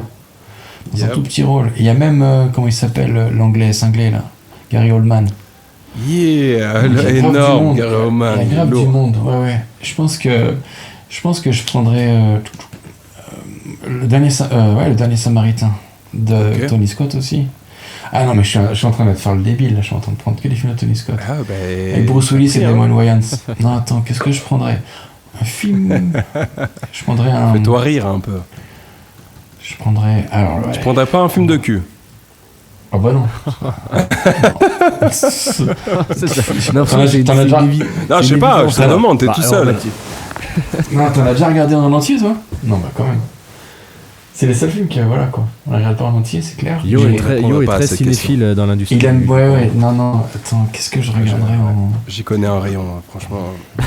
Je prendrais. Écoute, je prendrais peut-être un. J'aime beaucoup. Qu'est-ce que je pourrais prendre, putain? Tu kiffes Ghost Dog ou pas avec Forest Whitaker? Ouais, j'adore ce film. En fait, si tu veux, sur l'île déserte, je sais que j'ai des films préférés. Ouais, j'adore ce truc. J'adore. Et j'adore la musique, j'adore le style du film. D'ailleurs, c'est le dernier film de Jarmusch que j'aime. Après, ça me gave, le mec. Je suis d'accord avec toi. Il a plus l'oreille, je sais pas ce qu'il a, mais. Après, pour tous ceux qui ont. Il s'auto-parodie un peu, quoi. Ouais. Mais regardez Ghost Dog avec la version originale, quoi. Down by Law, Stranger. Évidemment. Stranger in Paradise. Mystery Train. Oh là, c'est une sacrée filmo qu'il a lu. Je prendrais. Putain, qu'est-ce que je prendrais, les gars? Réservoir Dog. Les Visiteurs, j'adore les Visiteurs. Ah, j'adore les Visiteurs. Ah bah tiens. Un peu. D'ailleurs, hier, il y avait un mec. Quoi? Tu l'as pas vu hier, le mec qui avait les Visiteurs tatoués sur le cul? Mais non. C'est mon pote, Jean-Alexandre. C'est mon pote Jean-Alexandre. C'est ton pote. Qui monte le Visiteur sur son cul, quoi. Il a Jacouille et Jean Reno tatoué sur juste sous les fesses, sur la cuisse. Ouais, c'est ça. Et il était rebou, Jean-Alexandre Gass, qui était d'ailleurs. Jean-Alexandre Gass, il a fait énormément de graphisme pour Gasface. Il a fait les titres sur Looking for Galt, la typo, le graphisme sur Looking for Galt sur L-Train. Donc c'est pas n'importe qui, le mec. Et c'est aussi un mec très sympa. Et bon, il a donc des visiteurs tatoués sur le cul. En dessous du cul. Wow. En dessous du cul. Ouais. Donc je prendrais. En fait, les films que j'ai le plus vus, je pense que c'est arrivé près de chez vous, True Romance et le dernier Samaritain, Last Postcard avec Bruce Willis et tout. Die Hard, je prends Die Hard. Ouh. J'adore ce film, je prends Die Hard. Wow. Donc je prends peut-être Die Hard. Je pense que c'est dur. Non, mais je prends Die Hard. Je prends. En fait, c'est pas les films que je trouve les meilleurs, tu vois, genre les Billy Wilder, les Certain Name Show, les trucs comme ça. De ouf. c'est pas le film que j'ai vu 30 fois, tu vois. Mais les films que j'ai le plus vu dans ma vie, je pense que c'est arrivé près de chez vous. Et les films là que je t'ai dit, Pulp Fiction, des trucs comme ça, Reservoir Dogs. Et je pense que je prendrais un Pulp Fiction pour tricher sur la musique et avoir plein de bonne musique, tu vois. Ouais, et puis en plus, t'as 3 heures de kiff, quoi. Ouais, énorme. Bon, alors, un dernier délire. Ça, ouais. Et si un génie apparaissait devant toi, maintenant, ouais. Et qu'il te donnerait la chance d'avoir un super pouvoir pendant toute la vie, tu choisirais lequel? Un super pouvoir. Putain. T'auras un super pouvoir, mec, pendant toute ta life.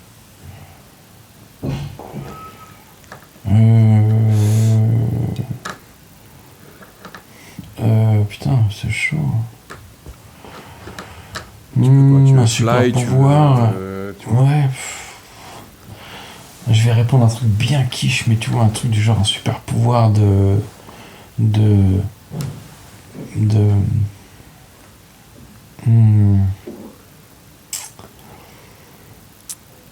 un super pouvoir Réfléchis pas trop, Mathieu. Donne-moi en nature. Donne-moi en nature. Il y en a un forcément. Il y en a un forcément qui t'ambiance. Non, mais je sais pas comment il s'appelle ce super pouvoir, mais non, mais à un moment donné, en fait, quand j'étais petit, je voulais être invisible, en mode j'irais dans les banques, et j'irais prendre de l'argent, et en fait, je me suis dit, mais dans les banques, il y a les portes, elles s'ouvrent que si elles te voient, donc tu as l'argent, mais tu peux pas sortir parce que t'es invisible, donc c'est raté, tu vois. C'est pas cool. Mais donc, tu touches et t'es invisible, c'est cool. Ouais, du coup, je pensais voler, ça doit être génial. Non, mais là, je pensais plus à un délire du genre, tu vois, un super pouvoir, du genre, tu peux aller où tu veux et tu dis, et tu dis à Poutine, ouais, mec, ça va nulle part, ça, sérieux et tout, on peut pas tous chiller et tout, rends-nous le chauffage et tout, laisse-le tranquille. Laisse-le tranquille, il est plus petit que toi, laisse-le tranquille, c'est mauvais karma et tout, fais pas ça. Et mon super pouvoir, ce serait arrêter la guerre dans le monde, les gars. Ah oui. Désolé, hein, c'est nul, mais elle est belle. Elle est belle. C'est un peu peace, love and happiness, quoi. Ouais, parce que moi je suis cool dans ma vie et c'est cool, ça se passe bien et c'est plus pour mettre bien les autres, quoi. Ouais. Ça s'entend et en tout cas on ressent la vibe chill. Et une dernière question pour toi, c'est si tu pouvais être un animal pendant une journée, tu choisirais lequel et pourquoi? Patrick Balkany. Ah ouais. Et pourquoi? Non mais je sais pas. Non mais je déconne, je sais pas, il est pas. J'avais un délire sur. J'avais trop envie de faire une série, une espèce de sitcom sur une famille de politiciens, un couple de politiciens avec leurs enfants un peu, qui serait un peu genre un acteur raté, un joueur de poker et une fille écolo. Une fille écolo qui leur fout les boules. Et évidemment, Patrick, ça serait le héros de la série, ce serait un mec comme Balkany. Ça s'appellerait Le Seigneur des Impôts. C'est pas bon, mal, ça. Non ça pourrait faire un bon pitch. Alors, c'est pas mal. Allons-y. Non, pour répondre à ta question, mais l'animal que j'aimerais bien être, ça serait un ours. Pourquoi un ours? Je sais pas. Il mange du saumon toute la journée, il se baigne. Personne l'emmerde en vrai, personne l'emmerde. Il se gratte sur les arbres, je sais pas, ça a l'air cool. T'es le Apex Predator quand t'es un. Ouais, mais bon, t'es tranquille, tu peux être un peu. T'as moyen d'être. Sur tes griffes. Tu tapes du saumon all day, un petit randonneur de temps en temps. Un petit randonneur avec ses fringues. Avec son quechua. Ok. Et toi, tu serais quel animal, toi? Personnellement, je pense que je serais un truc un peu volant, tu vois. En fait, dans tous mes rêves, j'ai envie de voler, tu vois. C'est un délire. Ah, c'est super bien. Tu sais que si tu rêves que tu voles, c'est que ça va très bien dans ta vie. Il paraît. C'est très bon signe, ça. Je fly. Ouais, je super. fly. J'adorais flyer, quoi. Tu vois, tu sais, le délire de... Tu sais, tu prends tes bras, tu les mets à 90 degrés et tu y vas à fond, quoi, tu vois, comme si tu avais des ailes, quoi. Ça, c'est un délire. Et Jenny, tu serais quoi comme animal? Tu serais pas un cochon pour participer à une raclette? Un phacochère. Gianni, il est plus là. Il est parti en plus. Ah non, il est là. Ils sont fous, il est trop là. Putain, mais arrêtez les gars, j'ai ma raclette. J'ai mon fromage qui boue. Mon fromage qui boue. J'en Vous peux voulez que plus. je sois super honnête, je suis méga attendu, les gars. Faut Ouais. je vous jure. Ok. En plus, Bah, c'est- c'est Yo, de toute façon. Yo, tu vas être en Ouais. retard pour ton match, toi.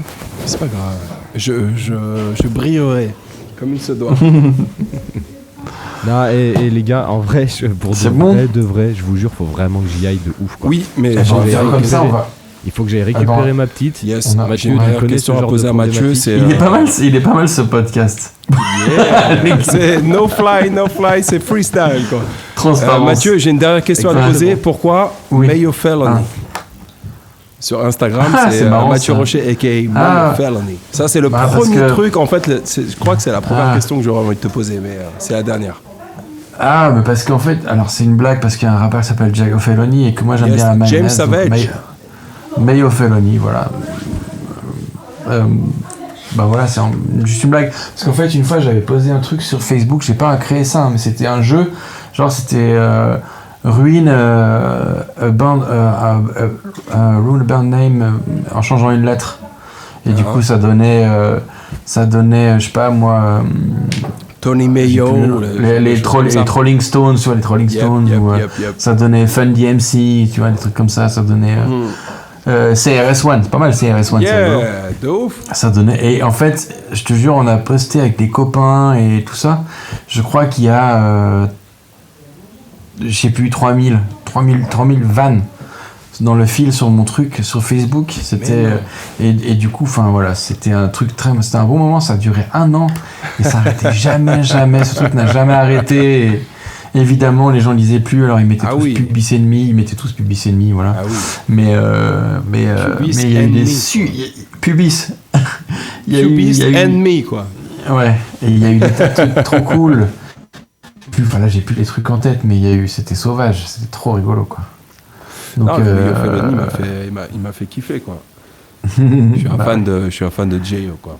Bah ouais, j'imagine bien. Déjà, si tu le connais, c'est que depuis le temps. De ouf. Bah, beaucoup de James gens qui se Savage, rappellent de lui. je l'ai vu en live avec X et Demrick. C'était fou, franchement, c'était fou à Genève. Waouh, magnifique. Ouais. Et maintenant, il s'appelle bien. James Savage, quoi. D'accord. Le mec a changé son nom, quoi. Mais en fait, c'est son vrai nom, quoi. D'accord. Ah ouais.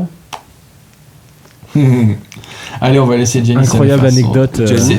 Ces balles de féminin, c'est passé à ces bails de cholestérol et tout ça. Yeah, Janitos. Ouais, non, mais ça s'entretient le winter body, hein. Attention. Hein. Ça va, je t'ai vu en vrai, ça va. Ouais, Ça a l'air d'aller. Jenny, t'aurais pas Bah, une c'est parce petite, que t'as pas tout vu, un petit Bah, heureusement, mais- promo, Jenny. J'ai pas vu Platane et j'ai pas vu ton winter body. Le mec complètement tarté, les gars. Non, j'ai pas vu Platane, les gars. Jenny, Non, c'est respecte-nous bon, sur le m'intéresse comptoir pas. des maillots, s'il te plaît. Hein On pourra terminer Non, là-dessus. on n'est pas là pour C'est le ça, petit on n'est instant pas là promo, pour ça. s'il te plaît. Mais en fait, c'est lui, Fais Mayo des belles Felony. choses. C'est lui qui vend des maillots. Bah ouais, Mayo Felony. C'est toi, Mayo. Non, on se respecte pas assez là-dessus. Franchement, il faut respecter le truc. Gianni, il a fait un délire. Le mec, Une légende. Un maillot de ouf. Les maillots de Zidane à 180 €. Mais c'est un délire, gars. 150. Mais ils sont portés, quoi. Ils sont 150, portés. 149. Ils sont portés par moi. Commercialement, c'est important. Tu vois, j'ai vu. Bah oui, c'est vrai. Eh ben, vas-y, Oui, promotion, vas-y. Voilà. Fais pas le timide. Oui, Gianni. voilà, vous allez sur le comptoirdesmaillots.com, vous irez voir. On n'est pas là pour ça, on est là pour. Mais bien sûr pour que passer. si, c'est une vitrine, c'est une tribune. C'est une des raisons pour laquelle cette saison 2 a mis autant de temps aussi à venir, c'est qu'on était occupé à d'autres projets. Moi, de mon côté, à monter cette petite entreprise, le comptoir des maillots, si vous voulez acheter des maillots vintage et du monde. Et puis notre ami Yo aussi, qui désormais ne fait plus que du rap, mais qui est aussi un DJ. Un DJ très demandé, notamment en France et en Suisse, sous le doux nom de Malcolm Mix. Malcolm Mix. Ah ouais, les gars, Yeah. si vous voulez faire une soirée, un événement, n'hésite pas. Mathieu, d'ailleurs, n'hésitez pas. Hein. Malcolm Mix, c'est D'accord. il est chaud. Hein. Ok. Ça roule. Trop bien. Ça marche. Bah, j'ai réécouté, j'ai pas vu ce que... Ah, mais Malcolm Mix, mais non, parce que... je viens du hip-hop, donc tout ce qui est hip-hop, c'est... Ah ouais. Voilà, je suis à la pointe. Moi, Mais après, voilà, tu vois, tout ce qui est house. disco, D'accord. disco funk, new funk, et voilà, tu Il est vois, polyvalent. pour animer une bonne soirée, Malcolm X, il est très Ça roule. Non, mais j'étais en train de réfléchir à une vanne sur le blaze, mais c'est pas ça. Mais je t'en prie. Mais bah, c'est ton nom, alors je vais pas aller faire une vanne si c'est ton nom et tout. Mais vas-y. Mais non, mais tu sais que c'est marrant parce qu'une fois j'étais bref, c'est pas pour ramener à ma fraise, mais une fois il y avait un gars, il m'avait vanné sur. J'avais les lunettes de Malcolm X, enfin j'ai les lunettes un peu de Malcolm X et du coup, et évidemment je suis pas noir et tout ça, donc ça faisait. Le gars il m'a appelé John Malcolm X. Ouh. C'était marrant. Et voilà, et ça m'a fait rigoler, ça m'a fait penser à ça, ton blaze. C'est pour ça que j'ai eu un blanc un peu. Désolé les gars. C'est cool. J'étais ailleurs pendant 2 secondes. En tout Jenna. cas, c'était bien cool de parler avec vous. Eh ben, Et c'était super cool merci de- beaucoup pour l'invite et tout. de t'avoir, Avec surtout, grand plaisir. carrément. T'as passé un bon Ouais. moment avec nous, c'est passé vite ou pas? Oui, bah oui, carrément. Franchement, Franchement, je si comprends tu pas dis non, pourquoi c'est- j'ai super faim et ça me surprend alors qu'en fait c'est normal. Bah Mais oui, on a fait, ça a filé les gars, ça a filé Discussion de de quoi. comptoir. C'est Ah, ça, c'était. ouais, Ouais, le mais bail c'est de ça qui est podcast. bon. C'est ça qui est bon Ouais, aussi, oui, tu vois. c'est bon. J'espère que les gens ils vont pas être un peu déroutés par le début là, qui était un peu, c'est ouais, ça part dans tous les sens là. Ah, on a senti que t'étais pas à l'aise, quoi. On Oh, a senti que non. t'as failli la pièce. Non, mais moi j'étais très à l'aise. Non, j'étais très à l'aise, mais je me suis dit, putain, mais moi en fait j'ai jacté avant même qu'on me présente, j'ai jacté, j'étais là en train de faire. Mais c'est ça qui Et est après, je me suis dit, non, les gens qui écoutent ça, ils sont là un peu, mais qu'est-ce qu'ils font ? On dirait 3 copains, on dirait 3 vieux copains qui C'est ça. qui se formalisent même plus à faire semblant, tu sais, comme les vrais journalistes et les politiques, quand ils font semblant qu'ils se vous voient, qu'ils font semblant qu'ils se connaissent pas, tu sais. Oui, Mais oui. mais on aime. Ça, c'est un voilà, non, compliment pour nous. Mais parce qu'il y a, On est il y a- dans le il y a vrai des truc. gens qui sont brillants, qui sont géniaux, qui sont drôles, et il y a Comme des Dany, interviews quoi. et en fait c'est pas intéressant parce que tu vois ce qui est drôle c'est ces moments de vie, c'est pour ça qu'on se laisse porter par la discussion et je trouve que c'est là en fait qu'on apprend peut-être le plus de choses finalement. Bien sûr. Bah oui. Et nous c'est comme ça qu'on mène un petit peu notre barque et écoute si tu es monté dedans et que tu y as pris du plaisir, c'est un plaisir pour nous. Mais oui, Carrément. tellement. Eh ben, écoutez, Votre interview avec le. Comment il s'appelle Pablo Poli Pablo Poli, Pablo Paoli, ouais. Pablo Poli, voilà, pardon lui. qu'on Yes. salue. Elle était cette conversation On salue était de ouf. super cool. Elle était très très cool. J'avais trouvé que c'était bien mené et lui il était c'était super agréable à écouter quoi. Donc bravo les gars. Bah, merci, Quoi. merci C'était trop beaucoup. cool. Merci à Ça nous toi. touche. Eh ben écoutez, en tout cas, j'espère que vous avez passé vous aussi, chers auditeurs, un aussi bon moment que nous. On a passé ici. Je crois qu'on a peut-être battu les records en termes de durée De d'émission. ouf. Ah bon On les On est a à clairement 106 battus. on est à 106 minutes, les gars. Il fait à peu près pas loin d'1h40. Mais on pourrait faire Et 406 minutes s'il fallait, quoi. Mais bien sûr, carrément. C'est franchement avec plaisir, Et puis écoute, peut-être qu'on aura l'occasion de se voir tous les trois en vrai. Et puis là, qui sait, pourquoi Avec pas. grand plaisir, on va Mathieu. peut-être mettre en place Grand quelque chose plaisir. Carrément. de sympa. Ça Ouais, peut avec être plaisir. cool. Ça peut être super Mais cool. grave. Eh bien, en tout cas, merci Carrément. Mathieu. Franchement, merci beaucoup. Et puis, merci à vous. C'était By The Podcast saison 2. Yes. Ça y est, c'est parti. On va partir Let's pour go. 10 nouveaux épisodes pour cette saison 2 avec des invités. Oh shit. On l'espère. Avec des invités déjà tout court, on espère. Tant qu'à faire. Oui, on Et aura puis, James Harden. On aura James Harden. Certainement pas. Mais en tout cas, on espère que vous avez pris du plaisir à nous retrouver. Nous, en tout cas, Yes. c'était vraiment cool de reprendre ce flambeau. Et on va passer une belle saison. Mathieu, merci beaucoup. Et puis, évidemment, Merci, on te les gars. souhaite, énormément de bonnes choses pour la suite. De Ça tout ce marche, que tu merci. feras, Bah, qu'on vous aussi, suivra, carrément. évidemment, avec, Plein de good avec vibes. attention. Ah, grave. Trop bien. Merci les gars. Merci à tous. À bientôt. Et au À plaisir. bientôt. Ciao, ciao. Au revoir tout le monde. Ciao. 12